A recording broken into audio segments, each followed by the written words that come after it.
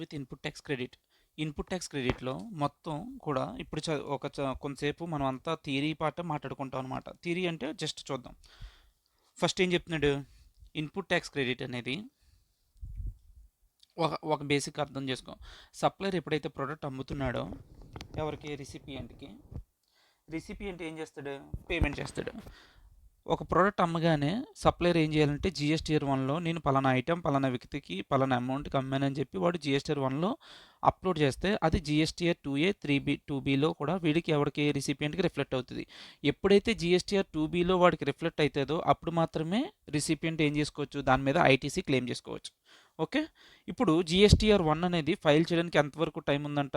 11th, every month 11th, next month 11th కల్లాడు GSTR 1 అనేది file చేయాలి. Details of outward supplies to be furnished by every registered person invoice wise GSTR 1లో file చేస్తాడు. ఆ తర్వాత ఏమవుతుంది? అది జిఎస్టీఆర్ 2Aలోను 2Bలోనూ రిఫ్లెక్ట్ అవుతుంది.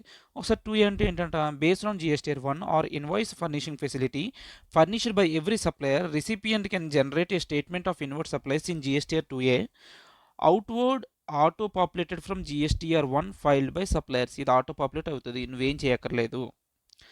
జిఎస్టీఆర్ 1 ఒకసారి అయిన తర్వాత ఆ ఇన్వర్ట్ సప్లైస్ డీటెయిల్స్ మొత్తం అన్ని జిఎస్టీఆర్ 2Aలో ఆటో పాపులేట్ అవుతాయి. ఆ తర్వాత ఏముంది? జిఎస్టీఆర్ 2Bలో ఏం చెప్తుందంటే ఇది స్టాటిక్, మంత్ వైజ్. స్టాటిక్ అంటే ఏంటి? ఒక పర్టికులర్ డేట్ వరకు మాత్రం రిఫ్లెక్ట్ అవుతుంది, ఎప్పటికప్పుడు ఫ్లక్చువేట్ అవుతూ లైక్ మనకు అప్డేట్ అవుతూ ఉండదు. ఓకే. ఓకే. అప్ టు ఒక పర్టికులర్ డేట్ వరకు అది ఇన్ఫర్మేషన్ ఇస్తుంది. ఆ డేట్ దాటితే అది అందులోకి జిఎస్టీ 2Bలోకి రిఫ్లెక్ట్ అవ్వదు. Okay. Auto drafted statement of regular tax payers introduced on the GST portal. It is like 2A but remain static. ఇది 2A లాగే ఉంటుంది బట్ స్టాటిక్ అట. ఇప్పుడు 2Aకి 2Bకి డిఫరెన్స్ ఏంటి ఒకసారి చూడు. 2A అనేది ఏంటట? డైనమిక్, ఎప్పటికప్పుడు అప్డేట్. కానీ 2B అనేది స్టాటిక్. నీకు అర్థమవుతుంది కదా? ఫర్ ఎగ్జాంపుల్ ఒక డేట్ చెప్తాడు, డేట్ 10th డేట్ కంటే 10th డేట్ వరకు ఏదైతే ఉందో అది మాత్రమే చూపించేది ఏంటి? 2B. కానీ మొత్తం అంతా రియల్ టైంలో చూపించి జిఎస్టీఆర్ 2A. బట్ మనకి ఐటీసీ అనేది దేని బేస్ మీద ఇస్తాడు? 2B ప్రకారమే. For availment of ITC we use 2B. Just ఒక రిఫరెన్స్ పాయింట్ 2A. తర్వాత టీడీఎస్ టీసీఎస్ డీటెయిల్స్ అన్ని 2Aలో రిఫ్లెక్ట్ అవుతుంది కానీ 2Bలో రిఫ్లెక్ట్ అవ్వదు. Details of invoices if GSTR 1 file after due date తర్వాత ఏమైనా చేస్తే ఇది రిఫ్లెక్ట్ అవుతుంది, బట్ ఈ జిఎస్టీఆర్ 2Bలో రిఫ్లెక్ట్ అవ్వదు. ఎందుకు రిఫ్లెక్ట్ అవ్వదు? ఇది ఎందుకంటే డైనమిక్, స్టాటిక్ కాబట్టి.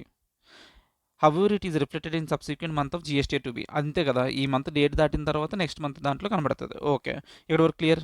Okay, clear. Next will go with GSTR 3B ఏం చెప్తుంది అంటే consolidated details of outward supplies, inward supplies, GST payable and GST paid shall be reported by every registered person. నీ కన్సాలిడేటెడ్ డీటెయిల్స్ ఏంటి? Outward supplies ఎంత చేసావు, inward supplies ఎంత receive చేసుకున్నావు, GST ఎంత పేయబుల్, జిఎస్టీ ఎంత పే చేసావు అండ్ మొత్తం కన్సాలిడేటెడ్ డీటెయిల్స్ అన్నీ ఉంటాయి అనమాట. Prepared by every registered person. Every registered supplier, recipient అన్నది కాదు ఇక్కడ పాయింట్. ఎవ్రీ రిజిస్టర్డ్ పర్సన్ ఎవరెవరైతే జిఎస్టీ కింద రిజిస్టర్ అయ్యారు వాళ్ళందరూ కూడా జిఎస్టీఆర్ 3B ఫైల్ చేయాల్సిందే. ఓకే, ఒకసారి ఇక్కడ చూద్దాం. అంటే ఇక్కడ అర్థం ఏంటి? జిఎస్టీఆర్ సప్లయర్ ఫైల్ చేస్తాడు, 3B రిసిపియంట్ కూడా ఫైల్ చేస్తాడు. నెక్స్ట్ ఏముంది ఇక్కడ? అసలు కొన్ని బేసిక్ టర్మ్స్ తెలుసుకోవాలి. అవైల్మెంట్ ఆఫ్ ఐటీసీ అంటే ఏంటి? అవైల్మెంట్ ఆఫ్ ఐటీసీ అంటే ఏంటి? You are taking the ITC. Utilisation of ITC అంటే ఏంటి? నీ అవుట్వర్డ్ లైబిలిటీతో నువ్వు సెట్ ఆఫ్ చేస్తున్నావు. ఫర్ ఎగ్జాంపుల్ 1000 రూపీస్ నీ ఐటీసీ పేయబుల్ ఉంది, కానీ నీకు జిఎస్టీ పేయబుల్ ఉంది. అప్పుడు నీకు ఐటీసీ ఎంత ఉంది? 500 ఉంది అనుకో. So you can set of. ఇంకా నీవు అవుట్వర్డ్ ట్యాక్స్లో ఎంత చూపించవచ్చు? 500 మాత్రమే చూపించుకోవచ్చు. అదే set of ITC with our liability. దాన్ని యూటిలైజేషన్ అంటారు అనమాట. రివర్సల్ ఆఫ్ ఐటీసీ అంటే ఏంటి? Reduction in ITC. ఇప్పుడు ఫర్ ఎగ్జాంపుల్ 1000 రూపీస్ నీ ఐటీసీ అని చెప్పు, అందులో రివర్సల్ ఆఫ్ 1000 రూపీస్ ఐటీసీ అంటే మళ్ళీ అవుట్వర్డ్ ట్యాక్స్ లైబిలిటీకి అది యాడ్ అవుద్ది. అంటే తెలుసు కదా, ఏం సింపుల్, ఇందేముంది. ఐటీసీ నువ్వు క్లెయిమ్ చేసుకున్నావు, బట్ ఆడేమంటున్నాడు? ఐటీసీ ఇన్ఎలిజిబుల్ అమ్మా అంటే నువ్వు మళ్ళీ అవుట్వర్డ్ ట్యాక్స్కి నువ్వు యాడ్ అవ్వాలి. నీ లైబిలిటీ ఇంక్రీజ్ అవుద్ది, డిక్రీజ్ అవ్వదు. అది రివర్సల్ ఆఫ్ ఐటీసీ. నెక్స్ట్ మనం చూడాల్సింది ఏంటంటే సప్లయర్ ఏం చేస్తాడు? నీకు ఇందాకే చెప్పా, జిఎస్టీఆర్ 1లో అవుట్వర్డ్ సప్లైస్ అని ఇస్తాడు. ఒకవేళ GSTR invoice furnishing facility, IFF అంటే ఏంటంటే ఇక్కడ జిఎస్టీఆర్ 1 అనేది క్వార్టర్లీ చేసి వాళ్ళు కొంతమంది ఉంటారు కదా, వాళ్ళకి క్వార్టర్లీ రిటర్న్స్ వేస్తారు కాబట్టి అప్పటి వరకు ఐఎఫ్ఎఫ్ ఇన్వాయిస్ ఫర్నిషింగ్ ఫెసిలిటీలో రిఫ్లెక్ట్ అవుతుంది అనమాట. ఇప్పుడు అది విత్ ఇన్ ద డ్యూ డేట్లో ఫైల్ చేసినప్పుడు అదేమవుతుంది, రిసిపియంట్కి జిఎస్టీఆర్ 2Bలో రిఫ్లెక్ట్ అవుతుంది. దీన్ని ఏమంటామంటే మ్యాచ్ ఐటీసీ. ఇప్పుడు మ్యాచ్ ఐటీసీ ఎలా చేస్తామంటే avail ITC GSTR 3B self assessed. GSTR 3B ప్రకారం మనం రిసిపియంట్ ఏం చేస్తాడంట, సెల్ఫ్ అసెస్డ్ ఐటీసీ క్లెయిమ్ చేసుకుంటాడు. ఎలాగా, ఇక్కడ 2Bలో ఎంతైతే కనిపించిందో అంతా తీసేసుకోవచ్చా అంటే తీసుకోకూడదు. దాని తర్వాత కొన్ని క్యాలిక్యులేషన్స్ ఏంటి, బ్లాక్డ్ ఐటీసీ అని ఉంటాయి. కొన్ని ఐటమ్స్ మీద బ్లాక్డ్ ఐటీసీ, వాటి మీద నువ్వు ఐటీసీ క్లెయిమ్ చేయకూడదు, అది మైనస్ చేసేయాలి. Used for non business purpose, exempted supplies, వీటన్ని exempted supplies, non business purpose, blocked ITC 3 తీసేసిన తర్వాత ఏదైతే ఉందో దాని తర్వాత ఏం చేయాలి, జిఎస్టీ అంటే రివర్స్ ఛార్జ్ మెకానిజం. అంటే రివర్స్ ఛార్జ్ మెకానిజంలో నువ్వే పే చేస్తున్నావు. ఇక్కడ ఏమవుతుంది, ట్యాక్స్ నార్మల్గా సప్లయర్ పే చేస్తాడు ట్యాక్స్, కానీ ఇక్కడ ఏం చేస్తుంది, రివర్స్ ఛార్జ్ మెకానిజంలో రిసిపియంటే ట్యాక్స్ పే చేస్తాడు. ఇప్పుడు దాన్ని నీ అవుట్వర్డ్ ట్యాక్స్ లైబిలిటీలో యాడ్ చేసుకోవచ్చు. అది ఐటీసీలో నువ్వు యాడ్ చేసుకోవచ్చు. ఆ తర్వాత రీఅవైల్మెంట్ ఆఫ్ ఐటీసీ రివర్స్డ్ ఎర్లియర్. ముందే ఏం చేసామంటే ఐటీసీ అనేది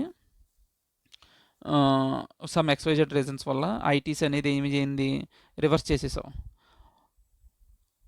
అంటే అవుట్వర్డ్ ట్యాక్స్కి యాడ్ చేసేసావు. మళ్ళీ ఇప్పుడు ఏం చేస్తున్నావు, అది నువ్వు అవైల్ చేసుకుంటున్నావు మళ్ళీ. సో ఇప్పుడు ఏం చేయాలి, అన్ని ఐటీసీ పెంచుకోవచ్చు. So you can add it. ఆ తర్వాత ITC not availed in earlier periods but reflected in GSTR 2B of the period. అంతే కదా. ఇప్పుడు లాస్ట్ మంత్ది సప్లయర్ కరెక్ట్గా టైంకి చేయకపోవడం వల్ల నాకు జిఎస్టీఆర్ 2Bలో రిఫ్లెక్ట్ అవ్వలేదు. 2Bలో రిఫ్లెక్ట్ అవ్వకపోవడం వల్ల నేనేం చేయొచ్చు, నేను క్లెయిమ్ చేసుకోవచ్చా, చేయలేను కదా. కానీ తర్వాత మంత్లో నాకు రిఫ్లెక్ట్ అయింది కాబట్టి ఆ నెక్స్ట్ మంత్ నేను క్లెయిమ్ చేసుకోవచ్చు. ITC not availed earlier periods but reflected in GSTR 2B can be availed. So that output ట్యాక్స్కి అవైల్ చేసుకోవచ్చు. ఇది క్యాలిక్యులేషన్స్లో ఉపయోగపడుతుంది. సో ఒకసారి చెప్పి మ్యాచ్ ఐటీసీ అంటే ఏంటి, నీ దగ్గర ఉన్న ఐటీసీలోంచి బ్లాక్డ్ ఐటీసీ ఎగ్జంప్టెడ్, దాని తర్వాత నాన్ బిజినెస్ పర్పస్కి మైనస్ చేసేసాక దాని తర్వాత ఆర్సీఎం ప్రకారం you have to add RCM and reavailment of ITC, reversed ITC నువ్వు అది కూడా యాడ్ చేసుకోవచ్చు. దాని తర్వాత ఇంకేముంది, ITC not avail earlier GST 2B ప్రకారం ఆ పీరియడ్లో నువ్వు అవైల్ చేసుకోలేదు, but now you are availing, you can add. Okay, ఇదనమాట. నెక్స్ట్ ఏంటంటే ఇది రీసెంట్గా వచ్చిన amendment, reversal of ITC if supplier is not reflected. ఏం చెప్తున్నాను ఇక్కడ, reversal of ITC if supplier not filed GSTR 3B. నీ సప్లయర్ కనుక జిఎస్టీఆర్ 3B ఫైల్ చేయకపోతే నువ్వు ఎంతైతే రివర్స్ ఐటీసీ తీసుకున్నావు అదంతా నువ్వేం చేయాలి, రివర్స్ చేయాలి. ఓకే, సప్లయర్ రిసిపియంట్ అని ఇద్దరు ఉన్నారు ఇక్కడ. రిపోర్ట్స్ ఇక్కడ ఏం చెప్తున్నాడు, first point, reports invoice in GSTR 1 and it is filed within the due date. First నార్మల్గా ప్రొసీజర్ చూడు, ఫస్ట్ ఏం చేయాలి, సప్లయర్ జిఎస్టీఆర్ 1 అనేది విత్ ఇన్ ద డ్యూ డేట్లో ఫైల్ చేయాలి. ఫైల్ చేసిన తర్వాత రిసిపియంట్ ఏం చేసుకుంటాడు, వాడికి 2Bలో రిఫ్లెక్ట్ అవుతుంది, ఆటో పాపులేటెడ్ అవుతుంది. ఓకే, ఇప్పుడు ఏం చేయాలి, నెక్స్ట్ ఆటో పాపులేట్ అయిన తర్వాత రిసిపియంట్ ఆ 2B ప్రకారం వాడు ఏం చేసుకుంటాడు, ఐటీసీ అవైల్ చేసుకుంటాడు. బట్ వీడు ఏం చేయాలంటే దాని తర్వాత ఇప్పుడు ఏదైతే రిఫ్లెక్ట్ అవుతుందో దానికి అగెనిస్ట్గా వాడు ఏం చేస్తాడు, సెల్ఫ్ అసెసరీ చేసుకొని, ఈ సెల్ఫ్ అసెసరీ ఏంటి, మ్యాచ్ ఐటీసీ క్యాలిక్యులేట్ చేసుకొని వాడు ఏం చేస్తాడు, ఐటీసీ క్లెయిమ్ చేసుకుంటాడు. జిఎస్టీ అవైల్డ్ ఇన్ 3B ఇంత ఎక్కడైతే ఐటీసీ రిఫ్లెక్ట్ అవుతుందో ఆడు వీడు ఏం చేస్తాడు, జిఎస్టీ 3B ప్రకారం ఆడు అవైల్ చేసుకుంటాడు అన్నమాట. అయితే ఇప్పుడు ఫోర్త్ పాయింట్ చూడు ఇక్కడ, GSTR 3B not filed by September 30th of next financial year. కానీ మన సప్లయర్ ఏం చేయాలి, నెక్స్ట్ ఫైనాన్షియల్ 30th September లోపల వాడు ఏం చేయాలి, జిఎస్టీఆర్ 3B ఫైల్ చేయాలి.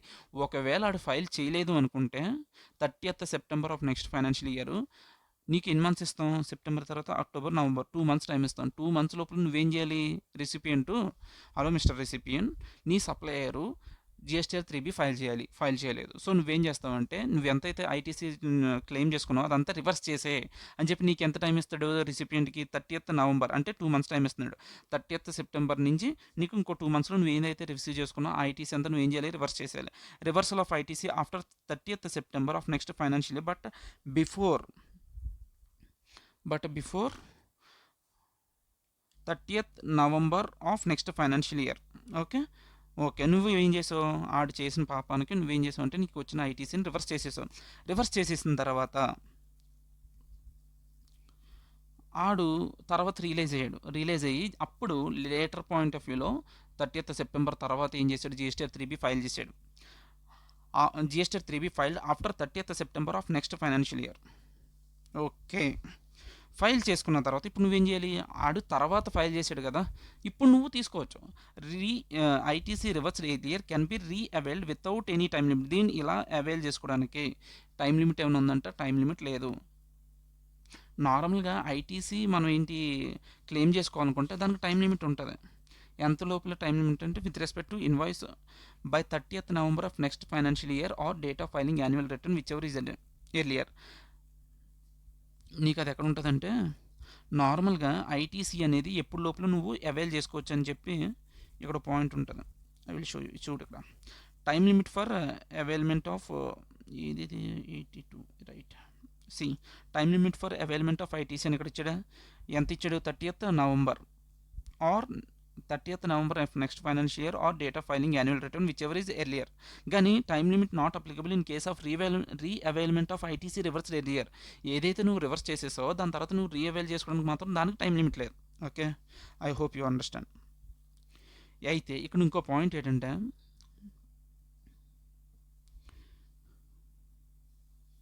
ఇఫ్ నాట్ రివర్స్ ఇక్కడ నువ్వేం చేయాలంటే ఆడేం చెప్పాడు? 30th September లోపల నెక్స్ట్ ఫైనాన్షియల్ ఇయర్ లోపల ఆడేం చేయాలి? GSTR 3B అనేది ఫైల్ చేయాలి. ఫైల్ చేయలేదు కాబట్టి నువ్వేం చేయాలి? రిసిపియంట్ నువ్వు రివర్స్ చేయని చెప్పాం. కానీ నువ్వేం చేసావు? రివర్స్ చేయలేదు.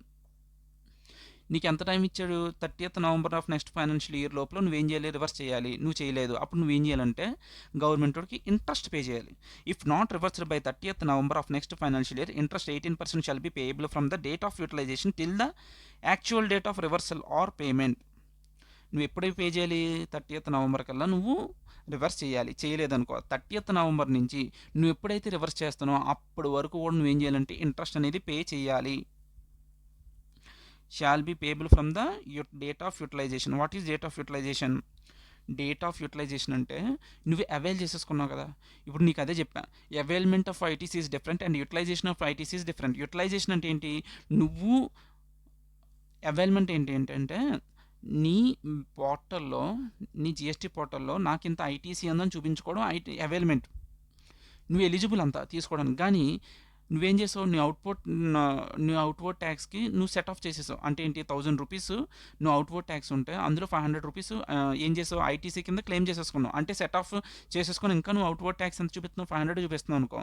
అంటే ఏంటి? అక్కడ యూటిలైజేషన్ అయిపోయింది ఐటీసీ. ఆ యూటిలైజేషన్ ఎప్పుడైతే చేసుకుంటున్నావో ఆ డేట్ నుంచి మళ్ళీ నువ్వు రివర్సల్ చేసే పాయింట్ వరకు నువ్వు క్యాలిక్యులేట్ చేసుకోవాలి. ఓకే. అదనమాట ఇది చెప్పేది. సో ఇక్కడ వరకు మనకి బేసిక్ అనేది ఒక లేయర్ అనేది క్రియేట్ అయింది. ఓకే. GSTR 1 ఇక్కడ మొత్తం నేను చెప్పాలంటే సమ్మరైజ్ చేయాలంటే ఏం మాట్లాడలే. GSTR 1 అనేది సప్లయర్ ఎప్పుడైతే ఫైల్ చేస్తాడో అప్పుడే వీడికి రెసిపియంట్ అనేవాడికి GSTR 2Bలో రిఫ్లెక్ట్ అవుతుంది. వన్స్ రిఫ్లెక్ట్ అయిన తర్వాత వీడేం చేయాలి? వీడు అదంతా మ్యాచింగ్ ఆఫ్ ఐటీసీ అంటాం. మ్యాచింగ్ ఆఫ్ ఐటీసీ అని చెప్పి ఇది ఏదైతే GSTR 2Bలో కనబడుతున్న ఐటీసీ కొన్ని అడ్జస్ట్మెంట్స్ చేయాలి. ఏమేమి అడ్జస్ట్మెంట్స్ చేయాలని చెప్పాడు? బ్లాక్డ్ ఐటీసీ మైనస్ చేస్తే ఎగ్జెంప్టెడ్ సప్లైస్ మైనస్ చేసే, నాన్ ట్యాక్సిబుల్ సప్లైస్ కూడా మైనస్ చేసే.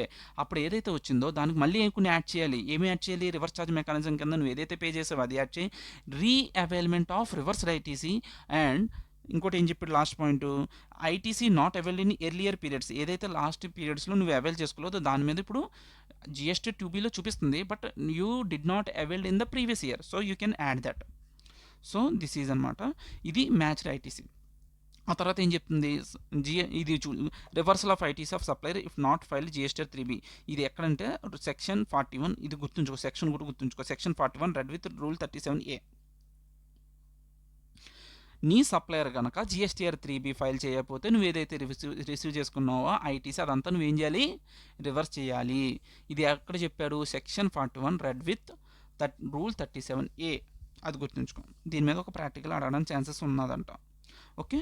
ఇది ఒకవేళ నువ్వు రివర్స్ చేయకపోతే 18% ఇంట్రెస్ట్ యూటిలైజేషన్ పీరియడ్ నుంచి ఎప్పటి వరకు రివర్స్ చేస్తున్నావు అప్పటి వరకు నువ్వు క్యాలిక్యులేట్ చేయాలి.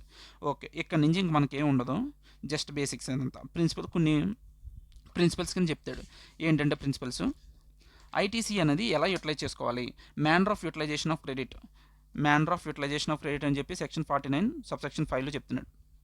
Principal 1, there is no restriction with respect to IGST. IGST credit can be used for payment of any GST liability, and any GST credit can be used for payment of IGST liability. IGST ఇలాగే వాడుకోవడానికి ఏమీ లేదు, నువ్వు ఎలా అన్నా వాడుకో. Among the other taxes respective credit can be used for payment of respective liability, cross utilisation not allowed. అంటే దీని ఎగ్జాంపుల్ చెప్పగలవా? ఇప్పుడు ఐజిఎస్టీలోంచి ఫస్ట్ ఎలా చేస్తామంటే, నార్మల్గా ఫస్ట్ పాయింట్ ఏం చెప్పారంటే ఐజిఎస్టీని దాన్ని దేనికన్నా యూజ్ చేసుకోవచ్చు. సిజిఎస్టీకి, ఎస్జిఎస్టీకి, యూటీజిఎస్టీకి ఎగెనిస్ట్గా నువ్వు ఐజిఎస్టీ అనేది సెట్ ఆఫ్ చేసుకోవచ్చు. కానీ ఇప్పుడు సిజిఎస్టీని పే చేసేటప్పుడు సిజిఎస్టీకి మాత్రమే సెట్ ఆఫ్ చేయాలి. ఎస్జిఎస్టీ పే చేయాలనుకున్నప్పుడు ఎస్జిఎస్టీ లోంచి మాత్రమే సెట్ ఆఫ్ చేయాలి. అలాగా రెస్పెక్టివ్లోంచి మాత్రం, కానీ క్రాస్ యూటిలైజేషన్ అవ్వదు. CGST you cannot use CGST to SGST అనమాట. ఓకే, అది ప్రిన్సిపల్ 1 నేర్చుకున్నాం. ప్రిన్సిపల్ 2 ఏం చెప్తున్నాడు? ప్రయారిటీ ఎలా చేయాలి? ప్రయారిటీ ఎలా చేయాలంటే దీనికి ఒక ఎగ్జాంపుల్ చెప్తాను చూడు. ఒకసారి చదువు ఫస్ట్. ఐజిఎస్టీ పేయబుల్, ఐజిఎస్టీ క్రెడిట్లోంచి ఐజిఎస్టీ పేయబుల్ ఏంటిది? సిజిఎస్టీ. అదే ఇప్పుడు చెప్పాను కదా, ఐజిఎస్టీ నుంచి ఫస్ట్ ఐజిఎస్టీలో సెట్ ఆఫ్ చేయాలి, సిజిఎస్టీ నుంచి సిజిఎస్టీ, ఎస్జిఎస్టీ నుంచి ఎస్జిఎస్టీ, యూటీజిఎస్టీ నుంచి యూజిఎస్టీ. అయితే ఇది అవైలమెంట్ అయిపోయిన తర్వాత CGST payable or SGST or UTGST payable rule 88A, IGST అనేది ఈ మూడిట్లకి సెట్ ఆఫ్ చేసుకోవచ్చు. CGST, IGST. ఏమన్నా అర్థం కాలేదు అందులో? ఏమీ లేదు. అక్కడ చెప్పేది ఏంటంటే ఫస్ట్ ఐజిఎస్టీ అనేది దేనికన్నా వాడుకోవచ్చు. సిజిఎస్టీలోంచి, ఎస్జిఎస్టీలోంచి, యూటీజిఎస్టీ నుంచి ఆ రెస్పెక్టివ్లోంచి మాత్రం ఆ రెస్పెక్టివే తీసుకోవాలి. కానీ ఇంకో పాయింట్ ఏంటంటే ఐజిఎస్టీ అనేది అన్నిటికీ వాడచ్చు అని చెప్పాం కదా, అదే అందులో ఇంకేం లేదు. Before utilising CGST, SGST credit of IGST should be completely exhausted. Order of utilisation of IGST credit as a specified in principle 1. First ఏం చెప్తున్నానంటే ఫస్ట్ ఇప్పుడు కూడా ఐజిఎస్టీ కంప్లీట్గా వాడేసిన తర్వాత ఆ తర్వాత మిగిలిన దాని మీద మిగిలినవి వాడుకోండి అని చెప్తున్నాడు. అసలు ఎలా చెప్తున్నాడు? Principle 4, for payment of IGST liability credits should be utilised in the following order. IGST వాడుకో ఫస్ట్, దాని తర్వాత సిజిఎస్టీ వాడుకో, దాని తర్వాత ఎస్జిఎస్టీ వాడుకో, దాని తర్వాత యూజిఎస్టీ. ఓకే, నెక్స్ట్ ఏం చెప్తున్నాడు? IGST credit for utilising IGST credit after utilising for payment of IGST liability can be used. IGST pay చేసిన తర్వాత దాన్ని మిగిలిన వాటికి యూజ్ చేసుకోవచ్చు. CGST, SGST, UGST liability in any proportion, అది ఎలా కావాలంటే అలా వాడుకోవచ్చు. So multiple answers is possible. My is that depending upon the CGST and SGST liability it should be a portion. Registration can ITC మీద ఒక question చేద్దాం. Question number study material నుంచి 14th question. George private limited, a registered supplier of goods at Kerala who pays GST under regular scheme has made the following transactions during a tax period. ఏం చెప్తున్నాడు? వీడు ఎక్కడ ఉన్నాడు? George limited అనేవాడు కేరళలో ఉన్నాడు. వాడు పర్చేసెస్ చేస్తున్నాడు, సేల్స్ చేస్తున్నాడు, దాని మీద ఉన్న ట్యాక్స్ రేట్లు ఇచ్చాడు. మనల్ని ఏం అడుగుతున్నాడు వీడు? The company has compiled all the conditions for availing ITC అట. The compute net CGST, SGST, IGST payable from electronic cash ledger. Okay, ఇంకోటి ఏమంటున్నాడు? ఐటీసీ ఏమైనా మిగిలిపోతే ITC to be carried forward to the next tax period if any. మనల్ని ఏమి అడిగాడు? Net GST payable ఎంత అని అడిగాడు. దానికి ఏం చేయాలి? ఫార్వర్డ్ ఛార్జ్ మెకానిజంలో ఎంత ట్యాక్స్ పే చేయాలో ఐడెంటిఫై చేస్తాం. అందులోంచి ఏమైనా ఐటీసీ ఏమైనా ఉంటే మైనస్ చేసేస్తాం. వచ్చిన దానికి ఏం చేయాలి? మళ్ళీ రివర్స్ ఛార్జ్ మెకానిజం యాడ్ చేయాలి. ఎందుకంటే రివర్స్ ఛార్జ్ మెకానిజంకి ఏదైతే ఉందో దానికి ఐటీసీ యూటిలైజ్ చేయలేం కాబట్టి. కానీ ఇక్కడ రివర్స్ ఛార్జ్ మెకానిజం పాయింట్ ఉండదు, ఇక్కడ ఫార్వర్డ్ ఛార్జ్ ఉంటుంది. సో ఇక్కడ ఏం చేస్తాం? మనకేం తెలుసు? ఇక్కడ రాసుకోవచ్చు చూడు. ఫార్వర్డ్ ఛార్జ్లో ఎంత పే చేయాలి మైనస్ ఐటీసీ ఎంతో తెలిస్తే అయిపోయా. CGST, SGST, IGST. Okay, first మనకేంటి? సేల్స్ చూసుకోవచ్చు. సేల్స్ అంటే ఫార్వర్డ్ అవుట్వర్డ్ ట్యాక్స్ లైబిలిటీ కదా. సేల్స్ ఎంత చేసామట? మనం ఎక్కడున్న, మనది ఏ ఊరు? కేరళ వాడు ఢిల్లీలో అమ్ముతున్నాడంట. అంటే ఏంటి? ఐజిఎస్టీ పడుతుంది కదా. ఓకే, ఎంత పే చేస్తాడు? ఐజిఎస్టీ 10 lakhs మీద 18% ఐజిఎస్టీ పే చేయాలి. అంటే 10 lakhs ఇంటూ 18% అంటే 1,80,000. ఓకే, ఢిల్లీకి అమ్మిన దాని మీద 1,80,000 ఐజిఎస్టీ పే చేయి. Next sales made to registered person in Trivandrum. Trivandrum ఎక్కడ ఉంది? కేరళలో ఉంది. కేరళలో ఉన్న వాళ్ళకి అమ్మితే ఏంటి? నా ఊరు కేరళ, నేను అమ్మేది కేరళ. సిజిఎస్టీ ఎస్జిఎస్టీ వస్తుంది. సేల్స్ టు కేరళ ఎంత? 8 lakhs మీద 9% ఎస్జిఎస్టీ, 9% సిజిఎస్టీ. 8 lakhs ఇంటూ 9% ఎంత? 72,000 ఒకటి, 72,000 ఒకటి. ఓకే, సో నేను సేల్స్ అనేది కంప్లీట్ చేస్తాను. ఇప్పుడు టోటల్ కడితే ఎంత ఉంది? నీ సిజిఎస్టీ ఎంత పే చేయాలంటే 72,000, ఎస్జిఎస్టీ 72,000 పే చేయాలి, ఐజిఎస్టీ 1,80,000. ఓకే, నెక్స్ట్ ఇప్పుడు నెక్స్ట్ ఏముంది? ఐటీసీ క్యాలిక్యులేట్ చేసుకుందాం. ఐటీసీ ఎంత ఉందంటే ఇక్కడ నీకు కింద ఒక పాయింట్ ఇచ్చాడు చూడు, ఓపెనింగ్ అని ఇచ్చాడు. The company has availed all the opening balances. Opening balance of ITC ఇచ్చాడు. ఎంత ఇచ్చాడు? ఇలా ఇచ్చాడు. సో మనం ఏం చేస్తాం? ఐటీసీకి సెపరేట్ నోట్ రాసుకుందాం. ఇక్కడ చూడు, ITC, CGST, SGST, IGST. Opening balance ఎంత ఉందంట మన దగ్గర? 50,000, 30,000, 1 lakh రాసేసుకున్నానా? నెక్స్ట్ ఏం చేయాలి? నేను ఎక్కడి నుంచి పర్చేజెస్ ఏం చేశాను? Purchases 50,000. Purchases made from registered person in New Delhi. న్యూఢిల్లీలో పర్చేజెస్ చేశాను. మనది ఏ ఊరు? కేరళ. నేను న్యూఢిల్లీలో పర్చేజ్ చేశానంటే ఏం పే చేస్తాను? ఐజిఎస్టీ పే చేస్తాను. అంటే నాకు ఐటీసీ ఐజిఎస్టీ ఉంటుంది అనమాట. 5 lakhs మీద 18% కడితే ఎంత వచ్చిందంటే 90,000. Purchases from Delhi 90,000 IGST. ఆ తర్వాత ఎక్కడ కొనుక్కున్నా? కేరళలో త్రివేంద్రంలో కొనుక్కున్నా. దాని మీద ఎంత కొనుక్కున్నా? 2,50,000 ఇంటూ 9%. ఎందుకంటే సిజిఎస్టీ ఎస్జిఎస్టీ కాబట్టి 9% సిజిఎస్టీ, 9% ఎస్జిఎస్టీ. ఓకే, టోటల్ ఎంత నాది? ఐటీసీ ఉన్నదేమో ఇది సిజిఎస్టీ 72,500, ఎస్జిఎస్టీ ఏమో 52,500, ఐజిఎస్టీ 1,90,000. ఓకే, ఇక్కడ ఎలా పంచుదామంటే ఫస్ట్ ఐజిఎస్టీ పంచేద్దాం క్లారిటీ కోసం. నాకు ఇప్పుడు ఐటీసీ ఎంత ఉంది నా దగ్గర? 1,90,000 ఉంది ఐటీసీ. ఐజిఎస్టీ యొక్క ఐటీసీ 1,90,000 ఉంది. ఓకే, ఇప్పుడు నేను ఎలా పంచుతాను అది? ఫస్ట్ ఐజిఎస్టీకి 1,80,000 పంపించవచ్చు కదా నేను. ఐజిఎస్టీని ఫస్ట్ ఇప్పుడు కూడా ఐజిఎస్టీకి పే చేసేస్తాం. సో 1,90,000లో 1,80,000 ఐజిఎస్టీకి వాడా. ఇంకా ఎంత ఉంది నా దగ్గర? 10,000 ఉంది. 10,000 ఇక్కడ నువ్వు జాగ్రత్తగా ఆలోచించి, ఇది ఇంపార్టెంట్. ఇక్కడ నుంచి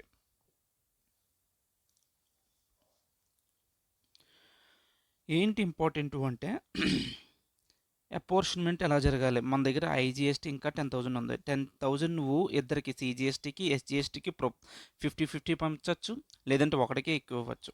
కానీ మన మెయిన్ ఆబ్జెక్టివ్ ఏంటంటే మనకి at the end least tax payable చూపించుకోవాలి. కాబట్టి మనం ఏం చేస్తామంటే సిజిఎస్టీలో మొత్తం ఐటీసీ ఎంత ఉందంటే 72,500. సిజిఎస్టీ యొక్క లైబిలిటీ ఎంత ఉంది? 72,000. అంతే కదా. సిజిఎస్టీ యొక్క అవుట్వర్డ్ లైబిలిటీ 72,000. అంటే మనకి ఇంకా ఐటీసీ ఎక్కువ ఉంది. సిజిఎస్టీ ఐటీసీయే ఎక్కువ ఉంది. నీకు ఒకటి ఏం తెలుసు? సిజిఎస్టీని ఎస్జిఎస్టీకి యూటిలైజ్ చేయలేం కాబట్టి ఫస్ట్ ఇప్పుడు కూడా సిజిఎస్టీకి వాడేద్దాం. మిగిలిన దానికి చూద్దాం. ఇప్పుడు అలాగ వాడేసినా సరే మనకి ఇంకా ఎక్సెస్ మిగిలిపోతుంది కాబట్టి అక్కర్లే. కానీ ఎస్జిఎస్టీకి ఎంత ఉంది? 72,000 అవుట్వర్డ్ ట్యాక్స్ లైబిలిటీ ఉంది. కానీ మనకున్న ఐటీసీ ఎంత? 52,500. అంటే ఇంకా మనకి ఏం మిగిలిపోతుంది? అవుట్వర్డ్ లైబిలిటీ ఎక్కువ మిగిలిపోతుంది. కాబట్టి మనం ఏం చేసుకోవచ్చు? కంప్లీట్గా ఐజిఎస్టీని ఎస్జిఎస్టీకి ఇచ్చేద్దాం. అందుకని నేను ఆ యాంగిల్లో 1,90,000లో 1,80,000 ఐజిఎస్టీకి వాడాక ఇంకా 10,000ని ఎస్జిఎస్టీకి వాడా. అప్పుడు ఇంకా నా అవుట్వర్డ్ ట్యాక్స్ లైబిలిటీ ఎంత ఉంది? 62,000 ఉంది. నా సిజిఎస్టీ మాత్రం 72,000. ఇప్పుడు ఐజిఎస్టీని పంచిన తర్వాత సిజిఎస్టీ ఎస్జిఎస్టీని పంచుదాం. సిజిఎస్టీ ఎస్జిఎస్టీ ఎంత ఉంది? ఇక్కడ 72,500 ఉంది. 72,500 ఇచ్చేసా. ఎస్జిఎస్టీ ఎంత ఉంది? 52,500 ఉంది. ఐటీసీ 52,500 ఇచ్చేసా. ఇప్పుడు ఇంకా ఎంత ఉంది? 62,000లోంచి 52,500 తీసాగా ఇంకా 9,500 క్యారీ ఫార్వర్డ్ అనమాట. అంటే ఇంకా అంత 9,500 లైబిలిటీ ఉంది. కానీ ఇక్కడ చూస్తే సిజిఎస్టీ మాత్రం ఎక్సెస్ ఉంది ఐటీసీ. సో ఈ ఎక్సెస్ని మనం నెక్స్ట్ ట్యాక్స్ పీరియడ్కి మనం క్యారీ ఫార్వర్డ్ చేసుకోవచ్చు. ఈ నెట్ జిఎస్టీ పేబుల్ ఎంత? ఎస్జిఎస్టీ మాత్రం 9,500 పే చేయాలి. అంతే ఆన్సర్. సో మనకు నెట్ పేయబుల్ ఏముంది, ఎస్జిఎస్టీ 9500 ఉంది, సిజిఎస్టీ 500 క్యారీ ఫార్వర్డ్ ఉంది, ఐటీసీ. ఐజిఎస్టీ అయితే నిల్లు, జీరో అయిపోయింది మొత్తం, ఏం పే చేయాల్సిన అవసరం లేదు, ఇది నిల్లు, ఏం పే చేయట్లా. ఓకే, ఇది కంప్లీట్ యూటిలైజేషన్ కాన్సెప్ట్ మీద టచ్ చేస్తున్న క్వశ్చన్ ఇది. బేసిక్స్ ఇవన్నీ ఫౌండేషన్ లేయర్. ఇప్పుడు ఇక్కడ నుంచి చాలా ఇంపార్టెంట్, చాలా జాగ్రత్తగా వెనక్కి నుంచి ఏంటంటే కండిషన్స్ ఫర్ అవైలమెంట్ ఆఫ్ ఐటీసీ. ఇప్పుడు ఏ కండిషన్ ఫుల్ఫిల్ చేస్తే సెక్షన్ 16 నీకు ఐటీసీ ఇస్తాము అంటే, చూడు ఇక్కడ ఫస్ట్ ఏం ఉండాలంటే నువ్వు ఒక రిజిస్టర్డ్ పర్సన్ అయి ఉండాలి. నువ్వు ఐటీసీ క్లెయిమ్ చేయాలంటే నువ్వేమై ఉండాలి, రిజిస్టర్డ్ పర్సన్ అయి ఉండాలి. ఆ తర్వాత నువ్వు ఏదైతే ఇన్వర్ట్ సప్లైస్ తీసుకున్నావో ఆ ఇన్వర్ట్ సప్లైస్ అనేవి నువ్వేం చేయాలి, యూజ్ చేసి ఉండాలి. Should be used or intended to be used. దేంట్లో వాడాలి, in the course or furtherance of business పర్పస్కి వాడు ఉండాలి. నేను బిజినెస్ పర్పస్ కాదండి, నా పర్సనల్ పర్పస్కి నేను తీసుకుంటాను, నేను వాడుకుంటానంటే ఇవ్వడు. ఫస్ట్ ఏం చెప్పాను, రిజిస్టర్ అయి ఉండాలి. దాని తర్వాత ఏం చెప్పాను, నువ్వు యూజ్ చేయాలి, కానీ ఏ పర్పస్ మీద యూజ్ చేయాలి, in the course or furtherance of business. Okay, recipient దగ్గర ఏముండాలి, నువ్వు ట్యాక్స్ పే చేసావని చెప్పి నీ దగ్గర ఒక డాక్యుమెంట్ ఉండాలి. In the position of tax paid document అంటే ఏంటి, కొన్ని ఎగ్జాంపుల్స్ చెప్పు. Tax invoice, debit note, ISD invoice, bill of entry. ఇవన్నీ కూడా ఏంటి, నువ్వు ట్యాక్స్ పే చేసావని చెప్పి ఒక డాక్యుమెంట్ నీ దగ్గర ఉండాలి. ఫస్ట్ ఏమన్నాను, రిజిస్టర్డ్ పర్సన్ అయి ఉండాలి, నువ్వు బిజినెస్ పర్పస్కి వాడు ఉండాలి, ఆ తర్వాత నీ దగ్గరే ఉండాలి ఒక ట్యాక్స్ పే చేసినట్టు ఒక డాక్యుమెంట్ ఉండాలి. Okay, very good. నెక్స్ట్, నువ్వు నిజంగానే గూడ్స్ రిసీవ్ చేసుకుని ఉండాలి. ఇవన్నీ పేపర్లో ఉండకూడదు, బుక్స్లోనే ఉండకూడదు. ఓకే, నువ్వు రిసీవ్ చేసుకున్నావు అని చెప్పి actually received the goods or services. Goods or services నువ్వు యాక్చువల్గా రిసీవ్ చేసుకుని ఉండాలి. నీ సప్లయరు చేయాల్సిన కొన్ని పనులు ఉన్నాయి. ఇప్పుడు ఇవన్నీ నువ్వు చేయాల్సిన పనులు ఏంటి, నువ్వు రిజిస్టర్ అయి ఉండాలి, బిజినెస్ పర్పస్కి వాడు ఉండాలి, నీ దగ్గర ట్యాక్స్ పే డాక్యుమెంట్ ఉండాలి, ఆ తర్వాత నువ్వు గూడ్స్ యాక్చువల్లీ రిసీవ్ చేసుకోవాలి. ఇవన్నీ కూడా ఏంటి, recipient side. 4 points recipient side.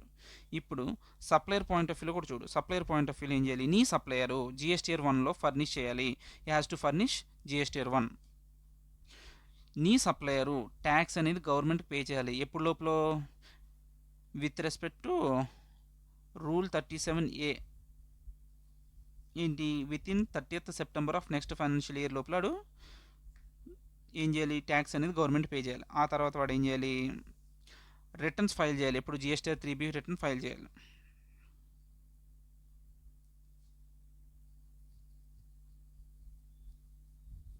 Okay, ఇవన్నీ ఏంటి, నీ సప్లైర్ చేయాల్సిన పనులు. 5, 6 ఒక 5 పాయింట్స్ సప్లైర్ చేయాలి. సప్లైర్ ఏం చేయాలి, ఆడు జిఎస్టీఆర్ 1 ఫైల్ చేయాలి, దాని తర్వాత గవర్నమెంట్కి ట్యాక్స్ పే చేయాలి 30th September of next financial year లోపల. ఆ తర్వాత వాడు జిఎస్టీ 3B కూడా ఫైల్ చేసి ఉండాలి. He has to file the return of GST 3B. Okay, నువ్వు చేయాల్సిన పనులు నువ్వు చేసావు, నీ సప్లైర్ చేయాల్సిన పనులు కూడా సప్లైర్ చేసావు. కానీ మళ్ళీ ఇంకో పాయింట్ ఏంటంటే, ఎంతైతే నువ్వు ఐటీసీ తీసుకుందాం అనుకున్నాడో అది ఎక్కడ రిఫ్లెక్ట్ అయి ఉండాలి, జిఎస్టీఆర్ 2Bలో రిఫ్లెక్ట్ అయి ఉండాలి. ఎక్కడ ITC availed should not B restricted, అక్కడ జిఎస్టీఆర్ 2Bలో అది రిస్ట్రిక్ట్ అయ్యి ఉండకూడదు. As per section 38 in few cases ITC shall B restricted in GSTR 2B. ఏంటది అంటే చెప్తా, దానికి ఎగ్జాంపుల్ ఇది. మనం ఇక్కడి నుంచి మనం ఎక్కడికి వెళ్ళాలంటే పేజ్ 134 అనే పేజ్కి వెళ్ళి అక్కడ చూడాలి. దీనికి అది ఇంటర్లింక్ పాయింట్ అనమాట. దీని అర్థం ఏంటి, నాకేం అర్థం కాలేదు అంటావా, చెప్తాను చూడు. జిఎస్టీఆర్ 2Bలో ఎంతైతే కనిపించిందో అదంతా నువ్వు క్లెయిమ్ చేసుకుంటావు, కానీ అదేమై ఉండకూడదు, రిస్ట్రిక్టెడ్ అయి ఉండకూడదు. అంటే దాని అర్థం ఏంటంటే ఫ్యూ కేసెస్ ఉన్నాయి. ఆ కేసెస్లో మనకి ఈవెన్ దో నీకు 2Bలో కనిపించినా నాది మ్యాచ్ రైటీస్ అయినా నువ్వు తీసుకోకూడదు. ఒక ఎగ్జాంపుల్ ఏంటంటే, నీ సప్లయర్ అనేవాడు ఫ్రెష్ అయి ఉండకూడదు, కొత్తగా రిజిస్టర్ అయినోడు అయ్యి ఉండకూడదు. ఆ పాయింట్స్ అన్ని నీకు వేరే పాయింట్లో ఉన్నాయి, చూపిస్తాను, వెయిట్.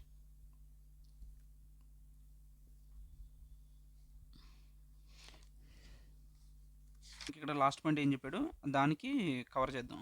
ఏం చెప్తున్నాడు, ఒకవేళ నువ్వు జిఎస్టీఆర్ 3B ఫైల్ చేసినప్పటికీ GST paid on invert supply should be reflected in GST 2B and right EC and should not be restricted.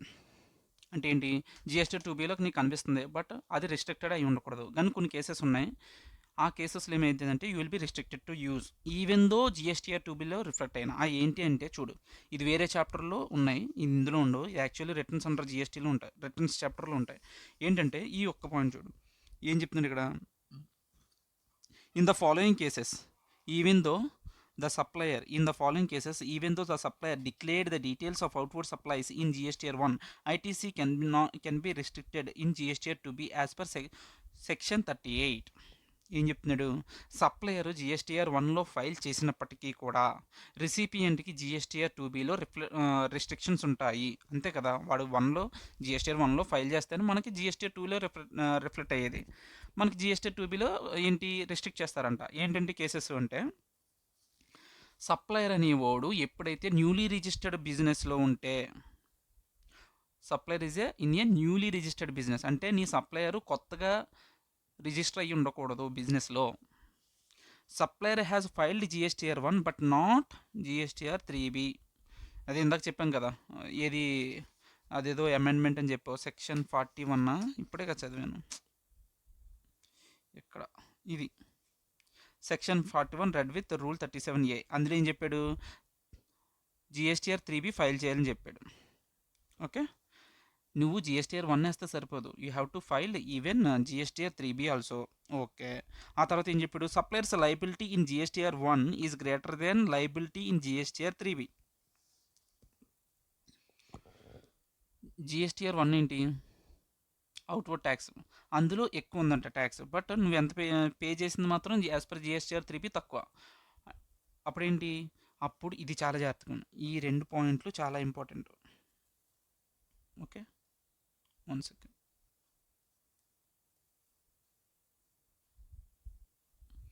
A important ఇది, ఈ పాయింట్ చాలా ఇంపార్టెంట్. జిఎస్టీఆర్ 1 అనేది ఇంటి అవుట్వర్డ్ సప్లైస్ చూపించేది, అందులో ఎక్కువ ట్యాక్స్ కట్టాలని ఉంది. కానీ జిఎస్టీఆర్ 3Bలో మాత్రం తక్కువ చూపిస్తున్నాం. జిఎస్టీఆర్ 3Bలో ఏం చూపిస్తాం, టోటల్ కన్సాలిడేటెడ్ అవుట్పుట్ ట్యాక్స్ ఎంత, ఇన్పుట్ ట్యాక్స్ ఎంత పే చేస్తాం, ఎంత పేయబుల్ ఉంది, మొత్తం అంతా చూపిస్తుంది. ఈ జిఎస్టీఆర్ 3Bలో తక్కువ పే చేస్తున్నాం బట్ ఎక్కువ పే చేయాలి. సో దానికి ఏంటంటే ఇది సెక్షన్ 88Cని ట్రిగ్గర్ చేస్తుంది అనమాట. ఈ సెక్షన్ 88C ఏంట్రా బాబు అంటే ఏమీ లేదు, డిఫరెన్స్ ఇన్ ద అవుట్వర్డ్ ఎప్పుడు ట్రిగ్గర్ అవుతుంది చూడు, communication of discrepancies and recovery mechanism. ఎక్కడ రూల్ 88C అండ్ 88D. నీ కమ్యూనికేషన్లోని రికవరీ మెకానిజంలో డిస్క్రిపెన్సీస్ ఉన్నప్పుడు అప్పుడు ఏదో కొన్ని పాయింట్స్ చెప్తున్నాడు. ఏంటి triggering point, difference in outward supply liability declared in GSTR in form GSTR 1 exceeds difference in outward supply liability declared in form GSTR 1 exceeds the tax payable in form GSTR 3B by such amount and such percentage. GSTR 3B అనేది 1లో ఎక్కువ ఉంది, GSTR 3లో తక్కువ ఉంది. ఇప్పుడు ఏం చేయాలి, discrepancy ఉంది. ఇప్పుడు ఏం చేస్తామంటే డిపార్ట్మెంట్ మనకు కమ్యూనికేషన్ ఇస్తుంది. ఇందులో పార్ట్ ఏలో కమ్యూనికేషన్ ఇస్తుంది. ఏంటి, జిఎస్టీ DRC 01B. ఈ 01Bని ఎలా గుర్తించుకోవచ్చు చూడు, 88C ఎప్పుడైతే ఉందో ఇక్కడ C ఉంది, Cకి ముందే ఉంటుంది B ఉంటుంది, ABC B ఉంటుంది. కాబట్టి part A GST DRC 01B ఏంది, డిపార్ట్మెంట్ మనతో కమ్యూనికేట్ అవుతుంది, బాబు ఇలా డిఫరెన్స్ ఎందుకు వచ్చింది అని చెప్పి మనకి ఏ విధంగా మనకి ఎలా అప్రోచ్ అవుతారు, వాళ్ళు పోర్టల్లో అప్లోడ్ చేస్తారు ఇన్ఫర్మేషన్ అండ్ ఈమెయిల్లో కూడా మనకి సెండ్ చేస్తారు. అప్పుడు మనం ఏం చేస్తామంటే విత్ ఇన్ 7 daysలో మనం రెస్పాండ్ అవ్వాలి. అయ్యా because of this reason this is happening అని చెప్పి ఏదో ఒకటి నువ్వు చెప్పాలి. మనం ఎలా చెప్పాలి, వాళ్ళకి వాళ్ళు పార్ట్ ఏలో మనం అడిగితే మనం పార్ట్ బిలో మనం రెస్పాన్స్ ఇవ్వాలి, మిగిలినంతా సేమ్ ఉంటుంది. GST DRC 01B. ఓకే, మన కమ్యూనికేషన్ త్రూ జిఎస్టీ పార్ట్ బిలోంచి మన కమ్యూనికేషన్ వెళ్తుంది. ఏమని చెప్పాలి నువ్వు, నీకు కొన్ని ఏంటి, అవును నువ్వు చెప్పింది రైటే, నేను మిగిలిన డిఫరెన్స్ పే చేసేయాలి, లేదంటే పలానా రీజన్ వల్ల ఆ డిఫరెన్స్ అనేది వచ్చిందని చెప్పి నువ్వు ఎక్స్ప్లెయిన్ చేయాలి, లేదంటే పార్షియల్గా ఎక్స్ప్లెయిన్ చేసి పార్షియల్గా పే చేసేయాలి. ఓకే. ఓకే. రూ. 100 మీరు చెప్తున్నారు కదా! అందులో రూ. 50 మాత్రమే నేను పే చేయాలి. మిగిలిన రూ. 50కి నా దగ్గర ఎక్స్‌ప్లనేషన్ ఉందని నువ్వు ఎక్స్‌ప్లెయిన్ చేయాలి. Okay. If no response and unsatisfactory response, నువ్వు రెస్పాండ్ అవ్వకపోతే నీ మీద ఏం చేస్తాడంటే డైరెక్ట్‌గా recovery of tax under section 79 invoke చేస్తాడు. Liability posted in the electronic liability ledger. నువ్వు రెస్పాండ్ అవ్వలేదనుకో, అవును ఈడు ఫ్రాడ్‌గాను చేశాడు కాబట్టి ఈ వీడియో రెస్పాండ్ అవ్వట్లేదని చెప్పి ఆయన ఏం చేస్తాడు అవుట్‌వర్డ్ టాక్స్ లయబిలిటీలో యాడ్ చేసేస్తాడు ఇది. Recovery of tax under section 79 liability posted in electronic liability ledger. అర్థమైందా?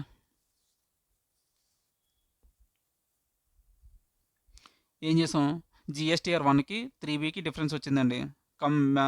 ఇది జిఎస్టీ పోర్టల్, జిఎస్టీ వాడు డిపార్ట్మెంట్ వాడు మనం రీచ్ అవుతున్నాడు. ఇందులో part A GST DRC 01B 7 days time ఇస్తాడు. నువ్వేంటి పార్ట్ బి జిఎస్టీ డిఆర్సి 01Bలో నువ్వు మళ్ళీ రిప్లై ఇవ్వాలి. ఏమని ఇస్తావు, 3 cases: pay the difference, explain the difference, or partially pay and partially explain.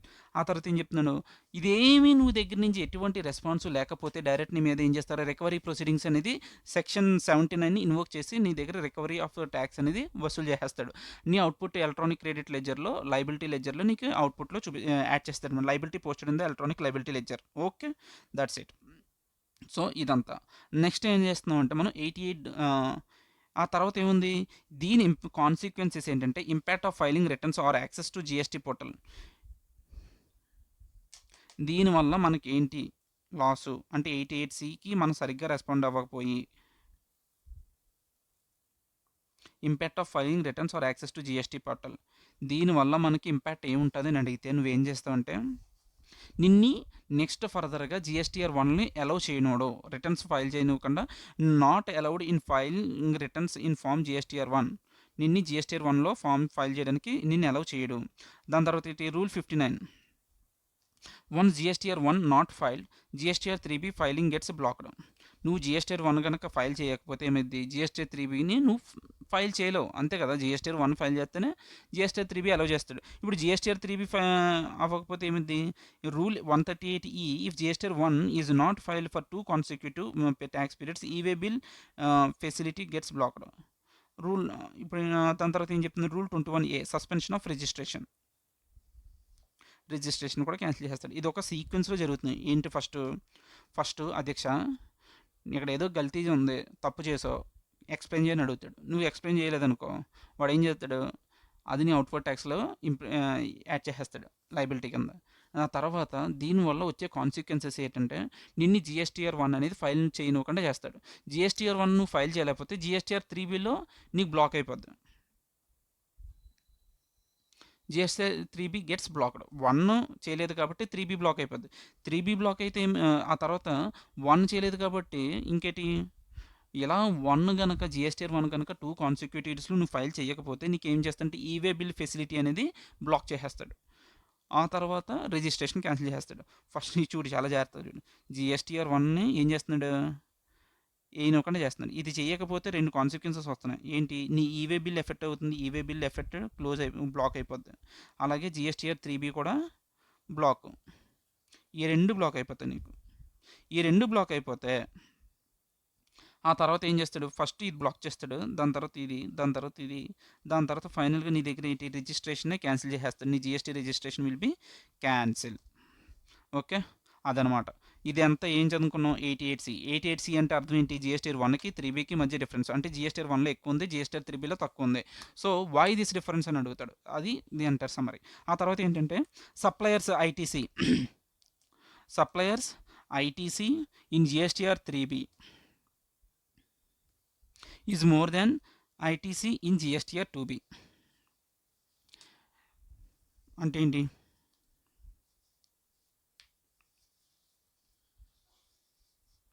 ఇప్పుడు నేనేం చేస్తున్నానంటే నేను ఐటీసీ ఎందులో క్లెయిమ్ చేసుకుంటాను, జిఎస్టీఆర్ 3Bలో క్లెయిమ్ చేసుకుంటాను. బట్ దేని బేస్ మీద క్లెయిమ్ చేసుకోవాలి, నా జిఎస్టీఆర్ 2Bలో ఏదైతే చూపిస్తుందో ఆ దానికి నేను కొన్ని ఏంటి ప్లస్ మైనస్లు చేసుకొని జిఎస్టీఆర్ 3Bలో నేను క్లెయిమ్ చేసుకుంటాను. క్లెయిమ్ చేసుకున్నప్పుడు జిఎస్టీఆర్ 3Bలో నువ్వు ఎక్కువ క్లెయిమ్ చేసుకుంటున్నావు కానీ జిఎస్టీఆర్ 2Bలో తక్కువ ఉంది.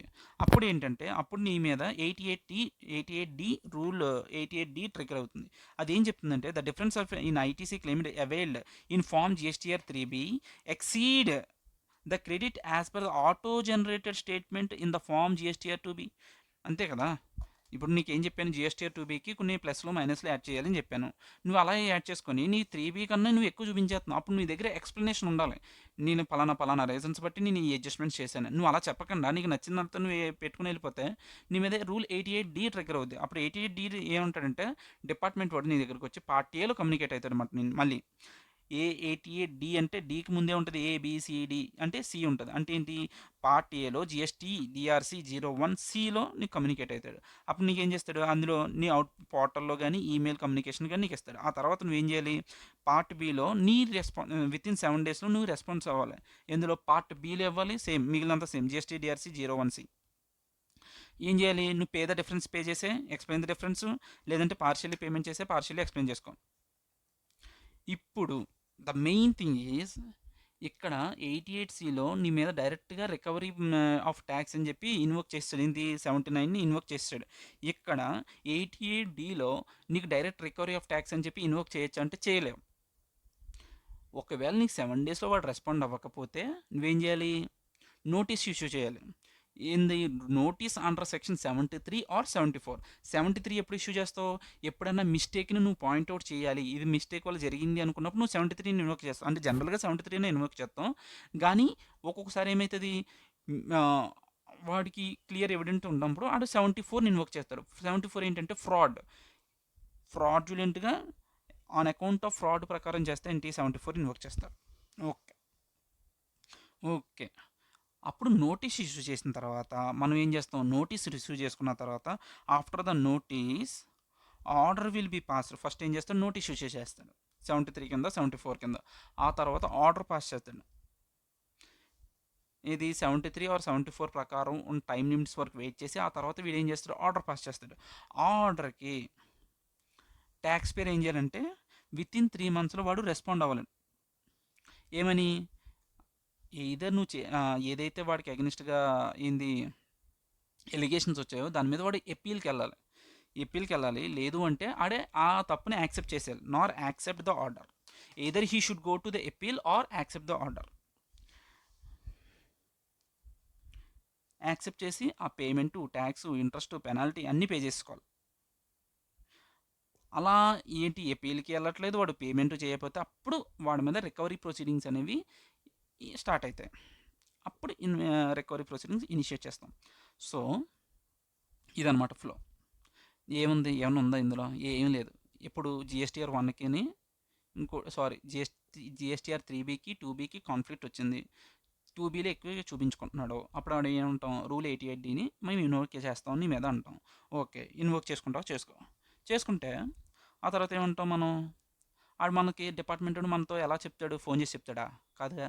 Part A GST DRC 01 88D కాబట్టి దాని ముందే ఉంటుంది, బి ఉంటుంది. అంటే 01Bలో కమ్యూనికేట్ చేస్తాడు. అప్పుడు నువ్వేం చేయాలి బుద్ధిగా, నీకు ఎందులో కమ్యూనికేట్ చేస్తాడు, అప్లోడ్ ఈమెయిల్ పోర్టల్ అప్లోడ్ చేస్తాడు, ఈమెయిల్ కమ్యూనికేషన్ ఇస్తాడు. అప్పుడు నువ్వేం చేస్తావు అంటే విత్ ఇన్ 7 డేస్లో నువ్వు రెస్పాండ్ అవ్వాలి. ఇందులో part below GST DRC 01B communicate అయ్యి నువ్వేం చేయాలి, ఇదర్ డిఫరెన్స్ పే చేసేయాలి, ఎక్స్ప్లెయిన్ చేయాలి, లేదా పార్షియల్గా ఎక్స్ప్లెయిన్ చేసి పార్షియల్గా పేమెంట్ చేసే. ఆ తర్వాత నువ్వేం చేయాలి, then you have to go with చేయాలి. నువ్వు ఇది రెండు చేయట్లేదు, ఏంటి నీ రెస్పాన్స్ సరిగ్గా లేదు, నువ్వు బుద్ధిగా చెప్పట్లేదు. అప్పుడు ఏం చేస్తాడంటే డిపార్ట్మెంట్ వాడు కోపం వస్తుంది. కోపం వస్తే ఏం చేస్తాడు, నోటీస్ ఇష్యూ చేస్తాడు. దేని కింద, 73 కింద, రూల్ 73 కింద కానీ, సెక్షన్ 73 కింద కానీ, సెక్షన్ 74 కింద కానీ వాడు నోటీస్ ఇష్యూ చేయొచ్చు. 73 అంటే ఏంటి, మిస్టేక్. 74 అంటే ఏంటి, on account of fraud. Okay, 73 కింద నిన్ను చేసినప్పుడు నువ్వేం చేయాలి బుద్ధిగా, అప్పటికన్నా నువ్వు కళ్ళు తెరుచుకొని నువ్వు రెస్పాండ్ అవ్వాలి. After the notice order will be pass. First notice issue చేస్తాడు, దాని తర్వాత ఆర్డర్ పాస్ చేస్తాడు as per the time limits of 73 or 74. Section 73 కింద దాని కింద ప్రిస్క్రైబ్ చేసిన టైం లిమిట్స్ ప్రకారం నీకు ఫస్ట్ నోటీస్ ఇష్యూ చేసిన తర్వాత ఆర్డర్ ఇష్యూ చేస్తాడు. ఆర్డర్ ఇష్యూ చేసిన విత్ ఇన్ 3 మంత్స్ వరకు వెయిట్ చేస్తాడు. ఏంటి, ట్యాక్స్ పేరు రెస్పాండ్ అవుతాడు, లేదంటే అప్పీల్కి వెళ్తాడు, దాన్ని బట్టి నేను చేయాలని. ఆడు ఏమీ పట్టించుకుంటలేదు అనుకో, అప్పుడు ఏం చేస్తామంటే ఆడి మీద we will initiate the recovery proceedings. So దీని మీద క్వశ్చన్ అడుగుతాడు, 88D కింద నువ్వు ఇమ్మీడియట్గా ఎప్పుడైతే 7 డేస్లో రెస్పాన్స్ రాకపోతే నేను ఇమ్మీడియట్గా వాడి మీద రికవరీ ప్రొసీడింగ్స్ వేసేయచ్చు అంటే, నువ్వు వెయ్యలేదు, వెయ్యకూడదు, తప్పు. కానీ 88C కింద చేయొచ్చు అంటే 88C కింద చేయొచ్చు నువ్వు మళ్ళీ. కానీ 88D కింద మాత్రం చేయకూడదు. ఓకే. Very good. అయితే ఆ తర్వాత మళ్ళీ ఇదే ఇంపాక్ట్ ఏంటి? నువ్వు ఎలా తప్పు చేస్తే నీ మీద గవర్నమెంట్ ఏ చర్యలు తీసుకుంటది అంటే, నేను జీఎస్టీఆర్ 1 ఫైల్ చేయనివ్వదు. నువ్వు జీఎస్టీఆర్ 1 ఫైల్ చేయకపోతే నువ్వు 3B మీద బ్లాక్ అయిపోద్ది. 3B బ్లాక్ అయితో పాటు నీకు 138E కింద నీవు ఈవే బిల్ కూడా, ఈవే బిల్ ఫెసిలిటీ కూడా ఎప్పుడు ఈవే బిల్ ఫెసిలిటీ బ్లాక్ చేస్తా 2 కాన్సిక్యూటివ్ ట్యాక్స్ పీరియడ్స్లో నువ్వు జీఎస్టీఆర్ 1 ఫైల్ చేయకపోతే నీకు ఈవే బిల్ కూడా బ్లాక్ చేసేస్తాం. ఈవే బిల్ బ్లాక్ చేసిన తర్వాత నీకు ఏం చేస్తాం అంటే దాని తర్వాత రూల్ 21A కింద we will suspend your registration. నీ రిజిస్ట్రేషన్ క్యాన్సిల్ చేసి పడేస్తాం. I think will get this point. Next ఇక్కడతో మనకి ఏమైపోయాయి అంటే మెయిన్ ఇంపార్టెంట్ అన్నీ అయిపోయాయి. So conditions for availment of 1816 కింద ఒక ఐటీసీ నువ్వు అవైల్ చేసుకోవాలంటే నువ్వు ఏమేమి కండిషన్స్ ఫుల్ఫిల్ చేయాలని చెప్పి మనం ఎంచుకున్నాం. అంతే. దానికి ఇంటర్లింకింగ్గా మనం ఏం చేసుకున్నాం ఇక్కడ 88Cని నేర్చుకున్నాం అండ్ 88Dని కూడా నేర్చేసుకున్నాం. ఇంకేమైనా ఉందా? ఇంకోటి ఏదో ఉందిరప్ప. ఇంకొక పాయింట్ ఉంది. ఇది ఇక్కడ మనకేంటి ఇది అయిపోయింది. Supplier has received demand notices and defaulted in payment of taxes and such default continuous. నువ్వు డిమాండ్ నోటీస్ రిసీవ్ చేసుకున్న తర్వాత నువ్వు ఏం చేయాలి? ట్యాక్స్లు పే చేయాలి. నువ్వు ఆ ట్యాక్స్లు అనేవి పే చేయట్లే. అప్పుడు కూడా ఏం చేస్తాం? నువ్వు జిఎస్టీఆర్లో కనిపించింది నువ్వు తీసుకోకూడదు. నీ సప్లయర్ చేస్తున్న పాపాలు ఏంటి? వాడు డిమాండ్ నోటీస్ ఇష్యూ చేస్తుంది నీ సప్లయర్కి, కానీ వాడు ఏం చేయాలి? ట్యాక్స్ పే చేయాలి, కానీ పే చేయట్లేదు. సో ఇటువంటి వాళ్ళు చెడ్డోళ్ళు కాబట్టి ఇటువంటి వాళ్ళ దగ్గర నువ్వు కొనుక్కుంటే నువ్వు కూడా దెబ్బతింటావు అని చెప్పి మనం ఈ డిపార్ట్మెంట్ మనం చెప్తుంది అనమాట. ఆ తర్వాత ఏం చెప్తుంది? A supplier defaulted in payment of 1% of gross liability through electronic credit ledger in terms of rule 86B. ఇది హైలైట్. ఓకే, నీ సప్లయర్ మంచోడే, అన్నీ ఫాలో అయిపోయాడు, ఇంకా నీ ఒక పాపం చేశాడు. ఏం పాపం చేశాడు? ఏంటంటే ఎంతైతే వాడి దగ్గర లైబిలిటీ ఉందో వాడు నీ సప్లయర్ యొక్క లైబిలిటీలో ఎంతైనా ఆడి దగ్గర ఐటీసీ 100% ఉన్నప్పటికీ కూడా వాడు అట్లీస్ట్ 1% అనేది క్యాష్ లెడ్జర్ యూజ్ చేసి పే చేయలేదు వాడు ఆడి యొక్క లైబిలిటీని. అలా పే చేయకుండా 1% కూడా పే చేయకుండా కంప్లీట్లీ ఐటీసీ నుంచి యూటిలైజ్ చేస్తే అప్పుడు కూడా వాడు is a bad person, you should not buy from him అంటాడు. Supplier defaulted in payment of 1% of gross liability through electronic credit ledger in terms of rule 86B. Rule 86B ప్రకారం చేస్తున్న పాపం అనమాట. సో ఎప్పుడు ఒకడు నీ సప్లయరు బ్యాడ్ సప్లయర్ అని చెప్తావు. బ్యాడ్ సప్లయర్ అయినప్పుడు నువ్వు వాడి దగ్గర కొన్నా సరే ఆ పాపం నీకు కూడా తగులుతుంది. నీ సప్లయర్ ఎప్పుడు బ్యాడ్ సప్లయర్ అవుతాడు? వాడు కొత్తగా రిజిస్ట్రేషన్ చేయించుకున్నాడా? Is a bad person, leave him. ఆ తర్వాత వాడు జిఎస్టీఆర్ 1 ఫైల్ చేశాడు కానీ జిఎస్టీఆర్ 3B ఫైల్ చేయలేదు, అప్పుడు కూడా he's a bad person. Next GSTR 1లో ఎక్కువ చూపిస్తున్నాడు, జిఎస్టీఆర్ 2Bలో తక్కువ. 2Bయా 3Bయా? 3Bలో తక్కువ చూపిస్తున్నాడు, హీఈస్ ఆల్సో బ్యాడ్ పర్సన్. అప్పుడు దేనికి కాన్సిక్వెన్సెస్ వెళ్తుంది? 1కి 3Bకి అయితే 88Cకి వెళ్తుంది. ఆ తర్వాత ఏంటి? జిఎస్టీఆర్ 3Bకి 2Bకి డిఫరెన్స్ ఉంటే 88Dకి వెళ్తుంది, అప్పుడు కూడా వాడు పాపం చేసినట్టే. నెక్స్ట్ డిమాండ్ నోటీస్ వచ్చింది, ట్యాక్స్ పే చేయమని, మనోడు పే చేయట్లే, బ్యాడ్ పర్సన్. ఆ టోటల్ క్రెడిట్ లెడ్జర్లో టోటల్ లైబిలిటీకి ఐటీసీలోంచి పే చేస్తున్నాడు ఇంకో 1%, మినిమం 1% అనేది ఎలక్ట్రానిక్ క్రెడిట్ క్యాష్ లెడ్జర్లోంచి పే చేయాలి, అంటే క్యాష్ పే చేయాలి. Okay, that is the cases. ఈ అన్ని కేసెస్లో వాడు బ్యాడ్ పర్సన్. ఈ బ్యాడ్ పర్సన్ దగ్గర నువ్వు ఎప్పుడైతే కొనుక్కుంటావో అప్పుడు నువ్వు ఏమవుతావు? నీ జిఎస్టీఆర్ 2Bలో చూపించినప్పటికీ నీ సప్లయర్ బ్యాడ్ పర్సన్ కాబట్టి నువ్వు ఐటీసీ క్లెయిమ్ చేయకూడదు. ఇవన్నీ కూడా కండిషన్స్ అనమాట. Okay, shall I revise entire conditions for availment of ITC? చూడు సరిగ్గా. కండిషన్స్ ఫర్ అవైల్మెంట్ ఆఫ్ ఐటీసీలో ఫస్ట్ పాయింట్ ఏం చెప్తున్నాడు? నీ సప్లయర్ అనేవాడు రిజిస్టర్డ్ అయి ఉండాలి. సారీ నువ్వు ఎవడై ఉండాలి? First recipient point of view మాట్లాడు. రిసిపియంట్ అనేవాడు రిజిస్టర్ అయి ఉండాలి. వాడు ఆ ఇన్పుట్స్ ఏదైతే రిసీవ్ చేసుకున్నాడో ఆడు బిజినెస్ పర్పస్కి వాడు ఉండాలి. ఆడి దగ్గర ఏముండాలి? రిసిపియంట్ దగ్గర ఒక ట్యాక్స్ పేడ్ డాక్యుమెంట్, నీ దగ్గర ఒక డాక్యుమెంట్ ఉండాలి, నేను పే చేశానని ప్రూవ్ చేసుకోవాలి. ఇప్పుడు నువ్వు ఆ ట్యాక్స్ డాక్యుమెంట్ ఏమేమి సర్వ్ చేస్తాయి? Tax invoice, debit note, debit note ఎప్పుడు ఇష్యూ చేస్తున్నావు? నీ డెటార్ దగ్గర బ్యాలెన్స్ పెంచాలి అన్నప్పుడు డెబిట్ నోట్ ఇష్యూ చేస్తాడు. ఐఎస్డి కానీ ఐఎస్డి కొంచెం ఫ్రంట్లో వస్తుంది ఇంకా ఎదరికెళ్తే. ఆ తర్వాత ఏంటి? Bill of entry. ఇవన్నీ కూడా ఏంటి? ట్యాక్స్ పేడ్ డాక్యుమెంట్కి ఒక పొజిషన్ ఆఫ్ ట్యాక్స్ పేడ్. ఆ తర్వాత నువ్వు ఏదైతే చెప్తున్నావో ఆ గూడ్స్ నువ్వు రిసీవ్ చేసుకుని ఉండాలి. ఇవి 4 కూడా ఏంటి? Recipient point of view. ఇప్పుడు సప్లయర్ పాయింట్ ఆఫ్ వ్యూ 3 ఉంటాయి. ఒకటే వాడు ఏం చేయాలి? వాడు జిఎస్టీఆర్ 1లో చూపించుండాలి. Furnished the details of invoice. అది ఆడి సప్లయర్ యొక్క జీఎస్టీ 1లో చూపించాలి. వాడు జీఎస్టీ 3బి ఫైల్ చేయాలి. ఆ తర్వాత వాడు ఏం చేయాలి, ట్యాక్స్ అనేది గవర్నమెంట్ పే చేసి ఉండాలి. Within 30th September of next financial year. 30th September of next financial ఇయర్‌లో పే చేయాలి. ఆ తర్వాత ఏం చెప్తున్నాడు, GST paid on inward supply should be reflected in GSTR 2బి under ITC available and should not be restricted.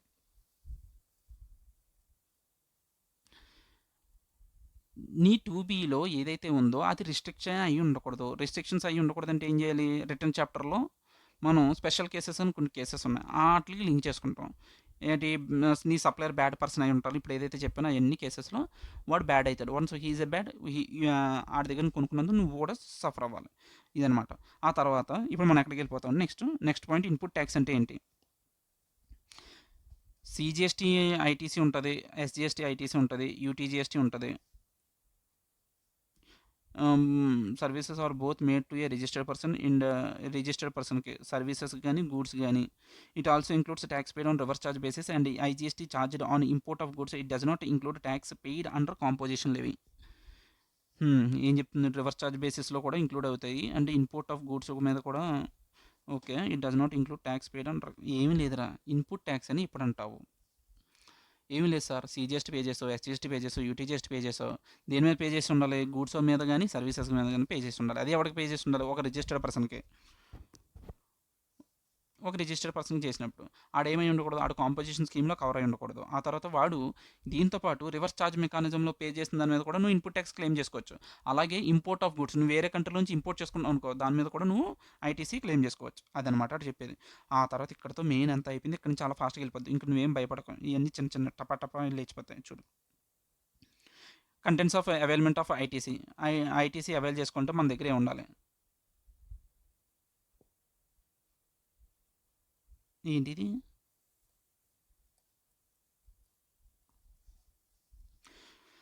ITC avail చేసుకోవాలనుకుంటే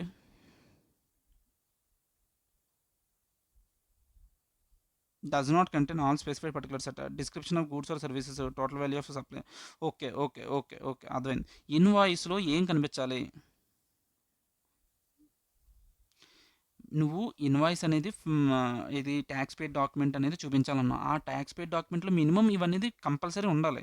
ITC avail చేసుకోనుకుంటే ఎప్పుడు అసలు నువ్వు ఏం కొనుక్కున్నావు డిస్క్రిప్షన్ ఉండాలి, గూడ్స్ కానీ సర్వీసెస్ కానీ.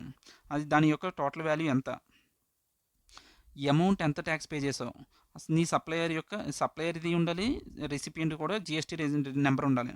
అది అసలు ఎక్కడ కొన్నాడు, place of supply in case of inter state supplies అయితే ప్లేస్ ఆఫ్ సప్లై ఉండాలి. ఓకే. ఏముండాలి? ఏ సింపుల్ రా, ఏం కొనుక్కున్నావు ఉండాలి, ఎంత వాల్యూ ఉండాలి, ట్యాక్స్ ఎంత పే కట్టే ఉండాలి. ఆ తర్వాత ఇద్దరు సప్లయర్ రెసిపియంట్ జిఎస్టీ నెంబర్లు ఉండాలి, అసలు ఎక్కడ కొన్నాడో place of supply interstate supply అయితే. ఆ తర్వాత inward supplies means and capital goods అయితే క్యాపిటల్ గూడ్స్, ఇన్పుట్ సర్వీసెస్. ఏముంది ఇది, ఏమి లే.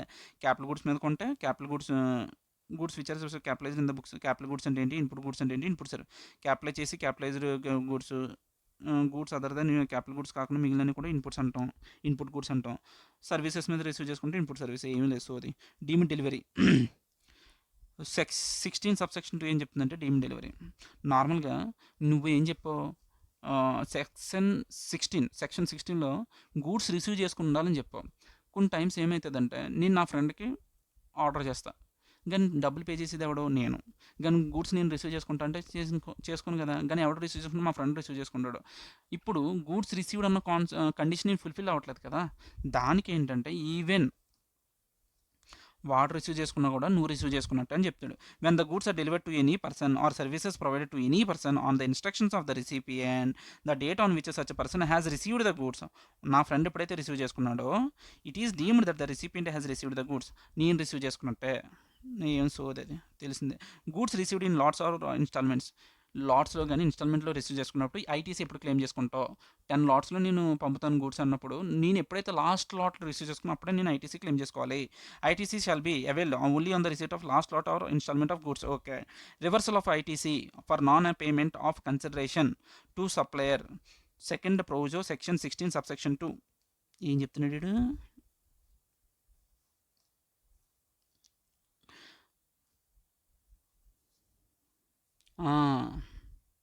ఇంతసేపు నువ్వేం చెప్పావు, నీ సప్లయర్ పే చేయకపోతే నీ సప్లయర్ బ్యాడ్ పర్సన్, నీ సప్లయర్ బ్యాడ్ పర్సన్, నీ సప్లయర్ బ్యాడ్ పర్సన్ అని చెప్పి నువ్వు ఆడి మీద క్లెయిమ్ చేసుకో, లైక్ ఆడు బ్యాడ్ పర్సన్ అయితే నువ్వు ఐటీసీ రిసీవ్ చేసుకోకూడదు అన్నావు. ఇప్పుడు కొన్ని కొన్ని సార్లు ఏమవుతుంది, సప్లయర్ మంచోడే ఇచ్చేస్తాడు, అన్నీ ఫుల్ఫిల్ అవుతాడు, కానీ రిసిపియంట్ అనేవాడు డబ్బులు పే చేయడు, డబ్బులు లేట్గా పే చేస్తాడు, లేకపోతే పే చేయడు, అలా డిలే చేస్తూ ఉంటాడు. కానీ ఇదేం చేస్తాడు, సప్లయర్ మంచోడు కాబట్టి వాడు జిఎస్టీఆర్ 1లో చూపిస్తే వాడు ఐటీసీ కూడా రిసీవ్ చేసుకుంటాడు, ఎవడో రిసిపియంట్. ఇప్పుడు సప్లయర్కి ఏం ప్రొటెక్షన్ ఉంది మరి, ఆన్ని కాపాడడానికి వచ్చిందే ఈ section 16 subsection 2. If the recipient has not made payment value plus tax to supplier within 180 days from the date of invoice, then so much of the ITC proportionate of the amount not paid to the supplier available by the recipient shall be reversed along with interest 18% from the first date after the date of utilization of ITC till the date of reversal. However ఏది చెప్తున్నాను చూడు, however interest not payable if availed ITC is not utilized. However, interest not payable if ITC is not utilized. Okay, first దీని అర్థం చేసుకోవచ్చు.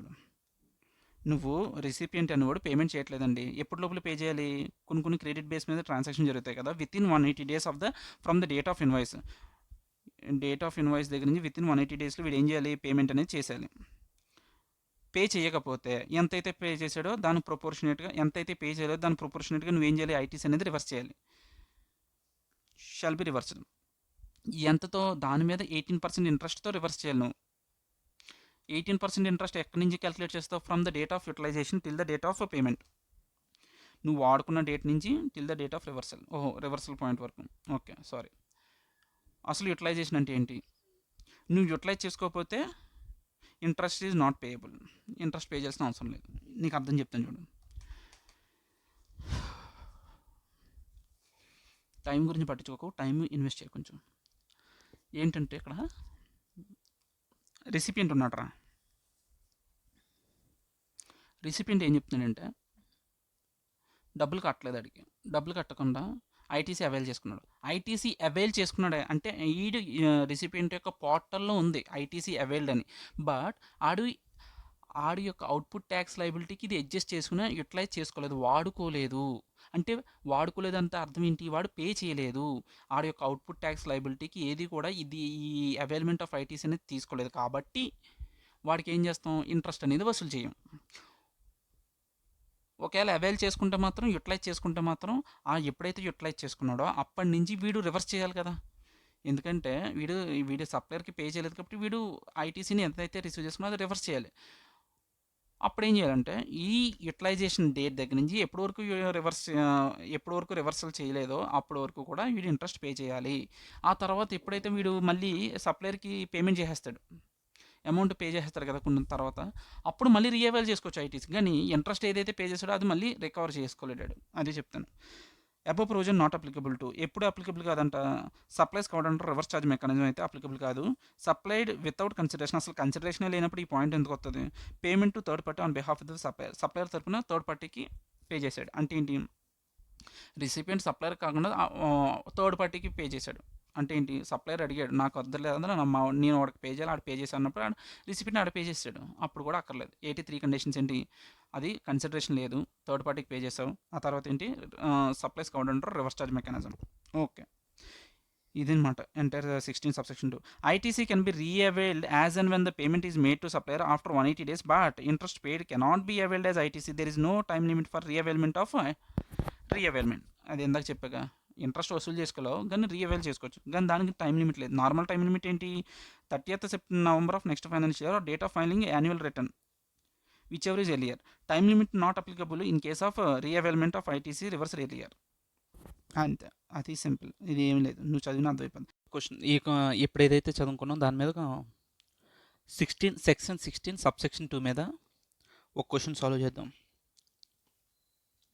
Study మెటీరియల్లోంచి 6th question ఇది.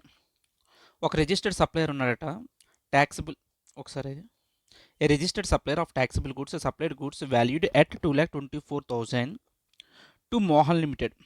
దాని మీద జిఎస్టీ ఏదో చెప్పాడు, అక్కర్లేదు మనకి. ఎప్పుడట,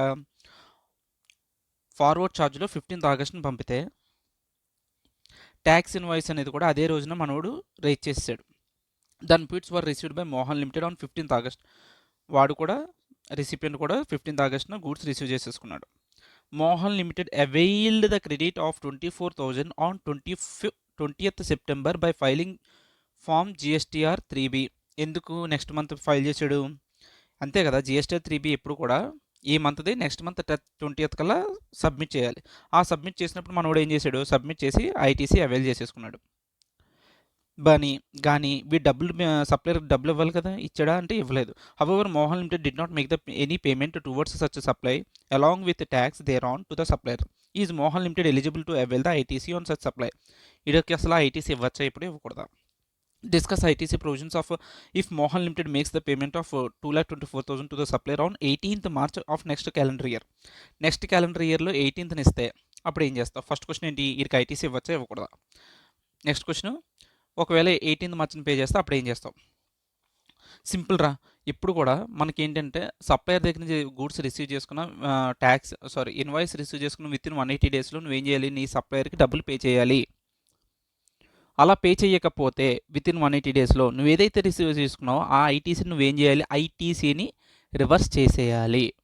ఓకే, ఒకవేళ ఆ ఐటీసీ ఎప్పుడు లోపల రివర్స్ చేయాలన్నది ఇక్కడ మెయిన్ ఇంట్రెస్టింగ్ పాయింట్. అక్కడ చూడు జాగ్రత్తగా ఏమని చెప్తున్నాడు. ఇది దట్స్ ఇట్ బుక్లో పేజ్ నెంబర్ 82లో ఉంది. ఒకవేళ నువ్వు విత్ ఇన్ 180 డేస్ తర్వాత నువ్వు రివర్స్ చెయ్యకపోతే నువ్వేం చేయాలి? ఆడికి ఇంట్రెస్ట్ పే చేయాలా. సారీ, ఇక్కడ ఏం చెప్తున్నాను, then so much of ITC not pay to the supplier shall be reversed along with interest 18% from the first date of utilisation till the date of reversal. From the interest ఎంత pay చేయాలి అంటే ఎప్పటి నుంచి pay చేయాలి? మనోడు interest 18% pay చేయాలండి. From the first date after the date of utilisation of ITC till the date of ITC reversal.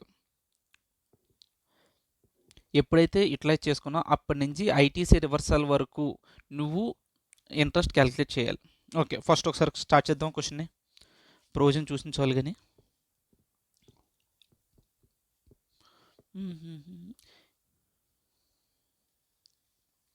మనం ఎప్పుడు అవైల్ చేసుకున్నాం? అవైల్ ఆన్ 20th సెప్టెంబర్ని అవైల్ చేసుకున్నామంట. విత్ ఇన్ 180 డేస్లో రివర్స్ చేయాలి. విత్ ఇన్ 180 డేస్ అంటే ఎంత? ఇప్పుడు చూడు, 180 వేసుకున్నానా? ఆగస్ట్లో ఎన్ని డేస్ ఉన్నాయి? 31st ఆగస్ట్ అంటే అందులో ఆల్రెడీ 15 డేస్ అయిపోయాయి. అంటే ఆగస్ట్లో 16 డేస్ ఉన్నాయి. 180 వేసుకొని 16 డేస్ అయిపోయాయి ఆగస్ట్లో. దాని తర్వాత సెప్టెంబర్ 30, ఇక్కడ రాసాను చూడు, సెప్టెంబర్లో 30 డేస్, అక్టోబర్లో 31 డేస్, నవంబర్లో 30 డేస్, డిసెంబర్లో 31, జనవరిలో 31 చేసేస్తే ఫిబ్రవరి 11 కల్లా మనోడు ఏం చేయాలి? ఐటీసీని రివర్స్ చేసేయాలి.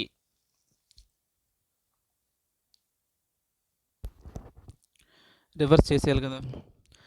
ఇప్పుడు మనోడు ఏం చేయాలి? రివర్స్ చేసి ఈ ఫిబ్రవరి 11th జిఎస్టీఆర్ 3B ఎప్పుడు వేస్తాం? నెక్స్ట్ మంత్ మార్చిలో వేస్తాం. అంటే 20th మార్చ్ కల్లా మనం ఏం చేస్తామంటే రివర్సల్ అనేది జరిగిపోవాలి. రివర్సల్ ఇప్పుడు 11th ఫిబ్రవరి అయితే దాన్ని జిఎస్టీఆర్ 3B 20th మార్చ్ చేస్తాం కాబట్టి 20th మార్చిన నువ్వు ఐటీసీని రివర్స్ చేయాలి. ఓకే, ఒక్కసారి నీకు ఒక ప్రొవిజన్ చూపిస్తాను, చదివి. Mohan limited shall pay or if Mohan limited fails to do so with in 180 డేస్లో వాడు పే చేయకపోతే వాడు మోహన్ లిమిటెడ్ అని కూడా reverse చేసేయాలట ఐటీసీని. avail in respect of such supply proportionate to the amount not paid to the supplier along with interest payable thereon under the section 50 while furnishing the return in GSTR 3B for the tax period immediately following the period of 180 days. 180 days అయిపోయిన ఆ month యొక్క respect to GSTR 3B ఎప్పుడైతే వేస్తావో అప్పుడు ఇమీడియట్గా నువ్వేం చేయాలి? Reversal జరగాలి. అంతే కదా ఇక్కడ మనం చేసింది. 11th ఫిబ్రవరిది 20th మార్చ్ కాబట్టి 20th మార్చ్ని రివర్స్ చేస్తాం. ఓకే,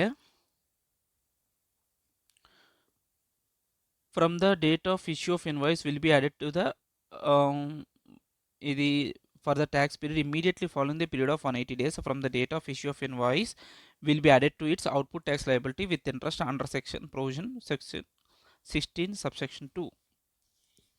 అంతే కదా! ఒకవేళ నువ్వు పే చేయకపోయినా సరే, రివర్సల్ చేయకపోయినా సరే, అది నీ అవుట్‌పుట్ టాక్స్ లయబిలిటీలోకి యాడ్ చేసేస్తాం. ఓకే. ఎప్పుడైతే మనోడు పేమెంట్ చేస్తున్నాడో, పేమెంట్ చేసిన తర్వాత అప్పుడు మళ్ళీ అవైల్ చేసుకోవచ్చు ఐటీసీని. మనోడు ఎప్పుడు పేమెంట్ చేస్తున్నాడు? 18థ్ మార్చ్‌ని పేమెంట్ చేస్తున్నాడు. అంతే కదా! ఇక్కడ చూడు. ఫస్ట్ దానికి అయిపోయింది ఆన్సర్. ఐటీసీ ఎలిజిబుల్ అంటే ఐటీసీ 180 డేస్ తర్వాత రివర్సల్ చేశాను అయిపోయింది. నెక్స్ట్ దానికి ఆన్సర్ ఏంటి? 18థ్ మార్చ్‌ని పే చేస్తే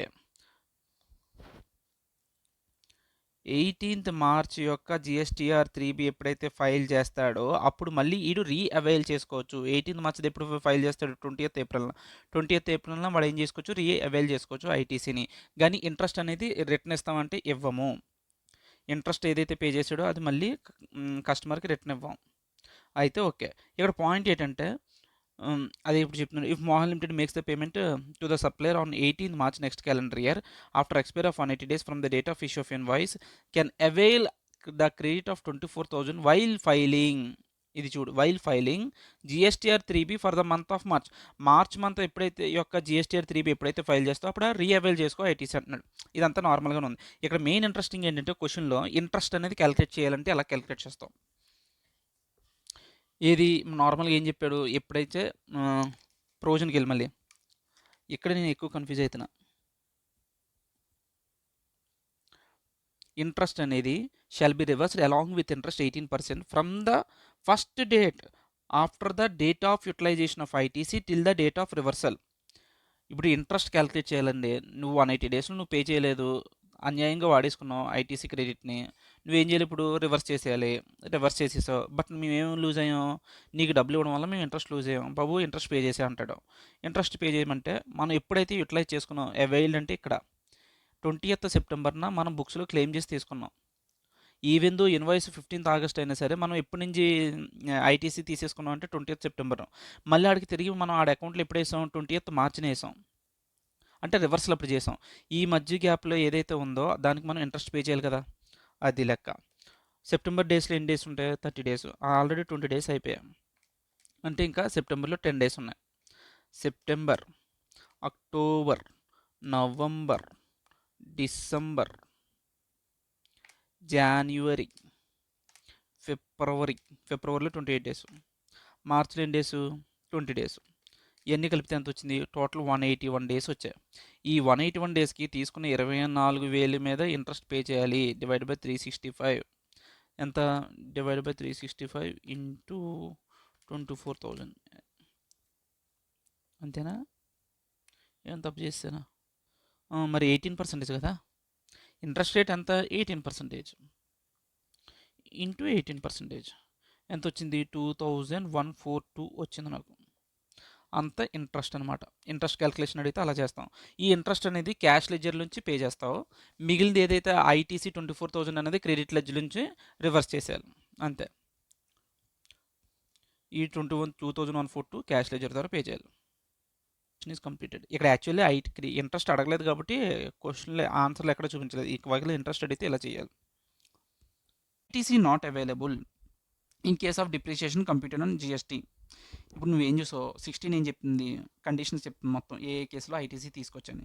16(1) ఏం చెప్పింది? 16(1) ఇదిరా. 16(1) ఇది అనుకో. ఇది కండిషన్స్ ఏం చెప్తాడు. ఆ తర్వాత 16(2) ఏం చెప్పాడు? Deemed delivery of explanation. అందులోనే ఇది 16(2)లోనే ఇవన్నీ ఏంటి? డీమ్డ్ డెలివరీ ఎప్పుడు?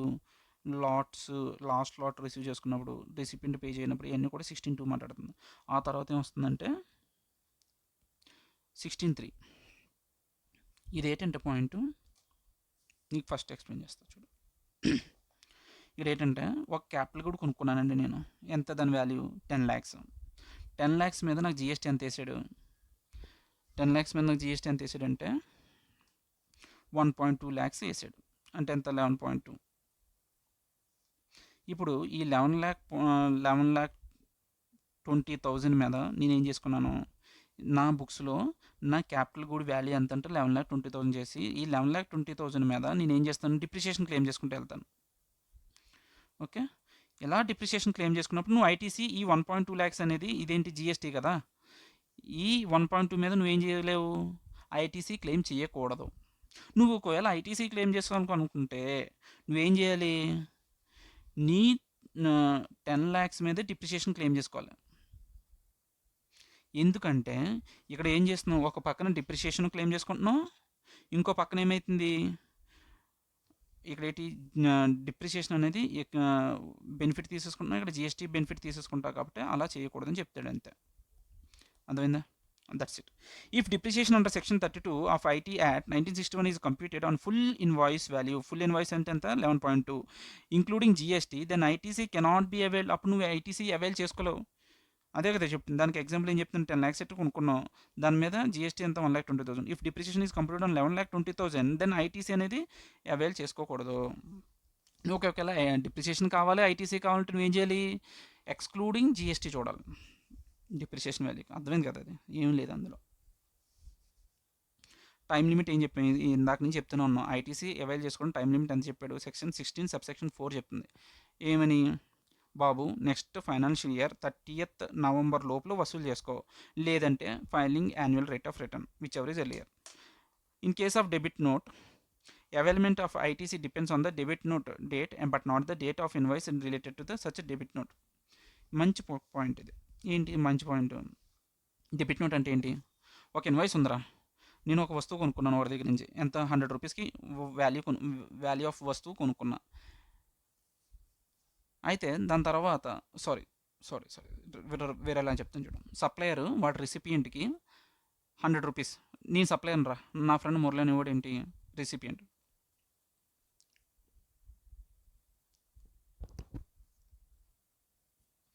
అయితే ఫస్ట్ ఇన్వాయిస్ ఇచ్చినప్పుడు వాడికి 100 రూపీస్ ఇచ్చా, కానీ తర్వాత మళ్ళీ వాడిది కాదు, ఏదో రివైజ్ చేసుకునే సమ్ ఎక్స్వైజెడ్ రీజన్స్ వల్ల ఆడి ఇన్వాయిస్ వాల్యూ ఎంత అన్నాను, ఒరే 100 రూపీస్ కాదురా నీకు అమ్మిన వాల్యూ 200 రూపీస్ రా, ఇంకో 100 రూపీస్ పే చేయాలరా, అందుకే నీకు డెబిట్ నోట్ ఇష్యూ చేస్తున్నాను. డెబిట్ నోట్ ఇష్యూ చేసిన తర్వాత సో నీకు డెబిట్ నోట్ ఇష్యూ చేస్తున్నా, నువ్వు నాకు ఎక్స్ట్రా పే చేసి అంటాం. ఇప్పుడు ఇన్వాయిస్ అయిపోయి, ఇప్పుడు ఇది ఎప్పుడు ఇష్యూ చేశాను 100 రూపీస్ది, ఫస్ట్ ఏప్రిల్ రైజ్ చేశా. ఇటు డెబిట్ నోట్ ఎప్పుడు ఇష్యూ చేశా 200కి 20th ఏప్రిల్న ఇష్యూ చేశా. ఇప్పుడు ఇక్కడ పాయింట్ ఏంటంటే రీఅవైల్మెంట్ ఆఫ్ ఐటీసీ, అవైల్మెంట్ ఆఫ్ ఐటీసీ అనేది మురళి గారికి ఎప్పటి నుంచి పాయింట్ అంటే 20th ఏప్రిల్ నుంచి తీసుకుంటావు, 1st ఏప్రిల్ నుంచి తీసుకుంటావు. అంటే in case of debit note, ఎప్పుడైతే నువ్వు డెబిట్ నోట్ ఇష్యూ చేస్తావో availment of ITC depends on the debit note. Debit note issue చేసిన డేట్ నుంచి చూసుకో, but not the date of invoice related to the such debit note. దీనికి సంబంధించిన ఇన్వాయిస్ని చూడకో, ఈ debit note యొక్క టైం చూసుకొని ఈ టైం నుంచి క్యాలిక్యులేట్ చేసుకొని చెప్తున్నాడు. That's it. ఏం నేర్చుకున్నాం మొత్తం ఇందులో, ఏమీ లేదు. నక్షలుగా చెప్పాలంటే మెయిన్ నేర్చుకున్నదల్లా GSTR 1, GSTR 2B, GSTR 3B. అసలు ఆ కేసెస్లో మూమెంట్ ఏంటి, GSTR 1 outward supplies, GSTR 2B నాకు కనిపిస్తుంది. కనిపించిన తర్వాత జిఎస్టీఆర్ 3Bలో నా పేయబుల్ ఎంత, పెయిడ్ ఎంత, నా ట్యాక్స్ పేయబుల్ లైక్ అవుట్వర్డ్స్ ఎంత, ఇన్వర్డ్స్ ఎంత, పెయిడ్ ఎంత, పేయబుల్ ఎంత, అన్నీ క్లియర్గా సమరైజ్ చేసి ఇది జిఎస్టీఆర్ 3B. జిఎస్టీఆర్ 2Bకి కొన్ని ప్లస్లో అడ్జస్ట్మెంట్లు చేసుకున్న తర్వాత అది పే చేసుకుంటాను. ఒకవేళ నా సప్లయర్ కనుక జిఎస్టీఆర్ 3B ఫైల్ చేయకపోతే నేను ఏం చేయాలి, నేను తీసుకున్న దాన్ని రివర్స్ చేయాలి. ఆడు ఎప్పుడైతే జిఎస్టీఆర్ 3B ఫైల్ చేశాడో ఆ తర్వాత మళ్ళీ నేను అవైల్ చేసుకోవచ్చు, దాని మీద ఇంట్రెస్ట్ కూడా ప్లే చేయాలి. ఆ తర్వాత ఏం చెప్పాము మనం నేర్చుకున్నదే, ఆ తర్వాత మెయిన్గా చూడాలంటే కొన్ని ప్రిన్సిపల్స్ అన్న చెప్తా, అందులో పెద్ద ఏం లేదు. ఫస్ట్ ఏం చెప్తుండే ప్రిన్సిపల్స్ అంతా సమ్మరీ ఏంటంటే, ఫస్ట్ ఐజీఎస్టీ ఎంతైతే ఉందో ఐజీఎస్టీ అనేది ఫుల్గా యూటిలైజ్ చేసుకో. ఎందుకంటే ఐజీఎస్టీ అనేది అన్నింటికి పే చేసుకోవచ్చు, సీజీఎస్టీకి పే చేయొచ్చు, ఎస్జీఎస్టీకి పే చేయొచ్చు, యూటీజీఎస్టీకి పే చేయొచ్చు. కానీ సీజీఎస్టీ మాత్రం ఆ స్పెసిఫిక్ ఈ సీజీఎస్టీకే వాడాలి, కాబట్టి నువ్వు ఫస్ట్ ఐజీఎస్టీ పే చేసుకో, ఆ తర్వాత ఆ రెస్పెక్ట్ టు ట్యాక్సెస్ ఆ రెస్పెక్ట్ దానికి పే చేసుకో. సో దట్ నువ్వు ఒకటే చూడాలి, ఇందులో అవుట్వర్డ్కి నీ టోటల్ ఐటీసీకి మైనస్ చేసేకి ఎంత అయితే ఉందో నీ టోటల్ అంత ఉండాలి. ఓకే, అది కూడా అయిపోయింది. దాని తర్వాత ఏం చూసాం, కండిషన్స్ చూసాం. 16 కింద 4 ఏమో ఏమున్నాయి, రిసిపియెంట్ సైడ్ నుంచి ఉన్నాయి, 3 ఏమో సప్లై నుంచి ఉన్నాయి. దాని తర్వాత 2Bలో కనిపించిన కొన్ని రెస్ట్రిక్షన్స్ ఉంటాయి అని చెప్పి 2Bలో కనిపించిన కొన్ని రెస్ట్రిక్షన్స్ ఏమేమి కవర్ చేసాం, అది ఏంటంటే అప్పుడు సప్లయర్ బ్యాడ్ పర్సన్ అని చెప్పి నువ్వు నేమ్ చేసావు. ఆడు కొత్తోడే ఉండకూడదు, ఆ తర్వాత వాడు ఏంటి జిఎస్టీఆర్ 1లో ఎక్కువ చూపించేసి జిఎస్టీఆర్ 2Bలో తక్కువ పే చేస్తున్నాడు. దాని తర్వాత జిఎస్టీఆర్ 3Bకి 2Bకి డిఫరెన్సెస్ ఉన్నాయి. ఆ తర్వాత ఏంటి, వాడు 1% అనేది క్యాష్ లెజర్ పే చేయాలి, త్రూ ద క్యాష్ పే చేయాలి. ఇంకోటి ఏంటి, అది కూడా అయిపోతాయి. అటు నోటీస్ వచ్చినప్పుడు అటు డిఫాల్ట్ చేయకూడదు పేమెంట్ ఆఫ్ ట్యాక్సెస్కి అని చెప్పి ఈ కండిషన్స్ అన్నీ చూసాం. దాని తర్వాత ఇది 16(1) అయిపోయింది. 16(2)లో 2, 3, 4 ఇంకా 4 ఉంటాయి సెక్షన్ 16లో. ఒకటేటి లాస్ట్ లాట్ రిసీవ్ చేసుకున్నప్పుడు నువ్వు పే చేయాలి ఆ పాయింట్. ఆ తర్వాత ఏముంది, లాస్ట్ లాట్ ఎప్పుడైతే రిసీవ్ చేసుకుంటావో అప్పుడే పే చేయాలి. దాని తర్వాత డెలివరీ, నీ ఫ్రెండ్కి డెలివరీ చేసినా సరే నీకు డెలివరీ చేసినట్టే. ఆ తర్వాత రిసిపియంట్, కొన్నిసార్లు ఏమవుతుంది, రిసిపియంట్ విత్ ఇన్ ద టైంలో పే చేయట్లేదు, విత్ ఇన్ 180 డేస్లో వాడు పే చేసేయాలి. విత్ ఇన్ 180 డేస్లో పే చేయకపోతే వాడు లైక్ వాడు ఏదైతే రిసీవ్ చేసుకున్నాడో ఐటీసీ అది రివర్స్ చేసేయాలి. కానీ ఇంట్రెస్ట్ అనేది ఇస్తామంటే ఇవ్వం, రిటర్న్ ఇవ్వడానికి. ఆ తర్వాత ఎప్పుడైతే వీడు అంటే లైక్ రిసిపియంట్ ఎప్పుడైతే మళ్ళీ తిరిగి పే చేస్తాడో అప్పుడు వాడు ఇంట్రెస్ట్, అప్పుడు వాడు రీఅవైల్ చేసుకోవచ్చు. రీఅవైల్ చేసుకోవడానికి ఏమైనా టైం లిమిట్ ఉందంటే లేదు. ఆ తర్వాత 16(3)లో ఏం చెప్తున్నాడంటే డిప్రిసియేషన్, ఒక క్యాపిటల్ కూడా కొన్నప్పుడు దాని మీద డిప్రిసియేషన్ అనేది దేని మీద, ఫుల్ ఇన్వాయిస్ వాల్యూ మీద చేస్తే అంటే ఐటీసీ క్లెయిమ్ చేసుకోలేడు.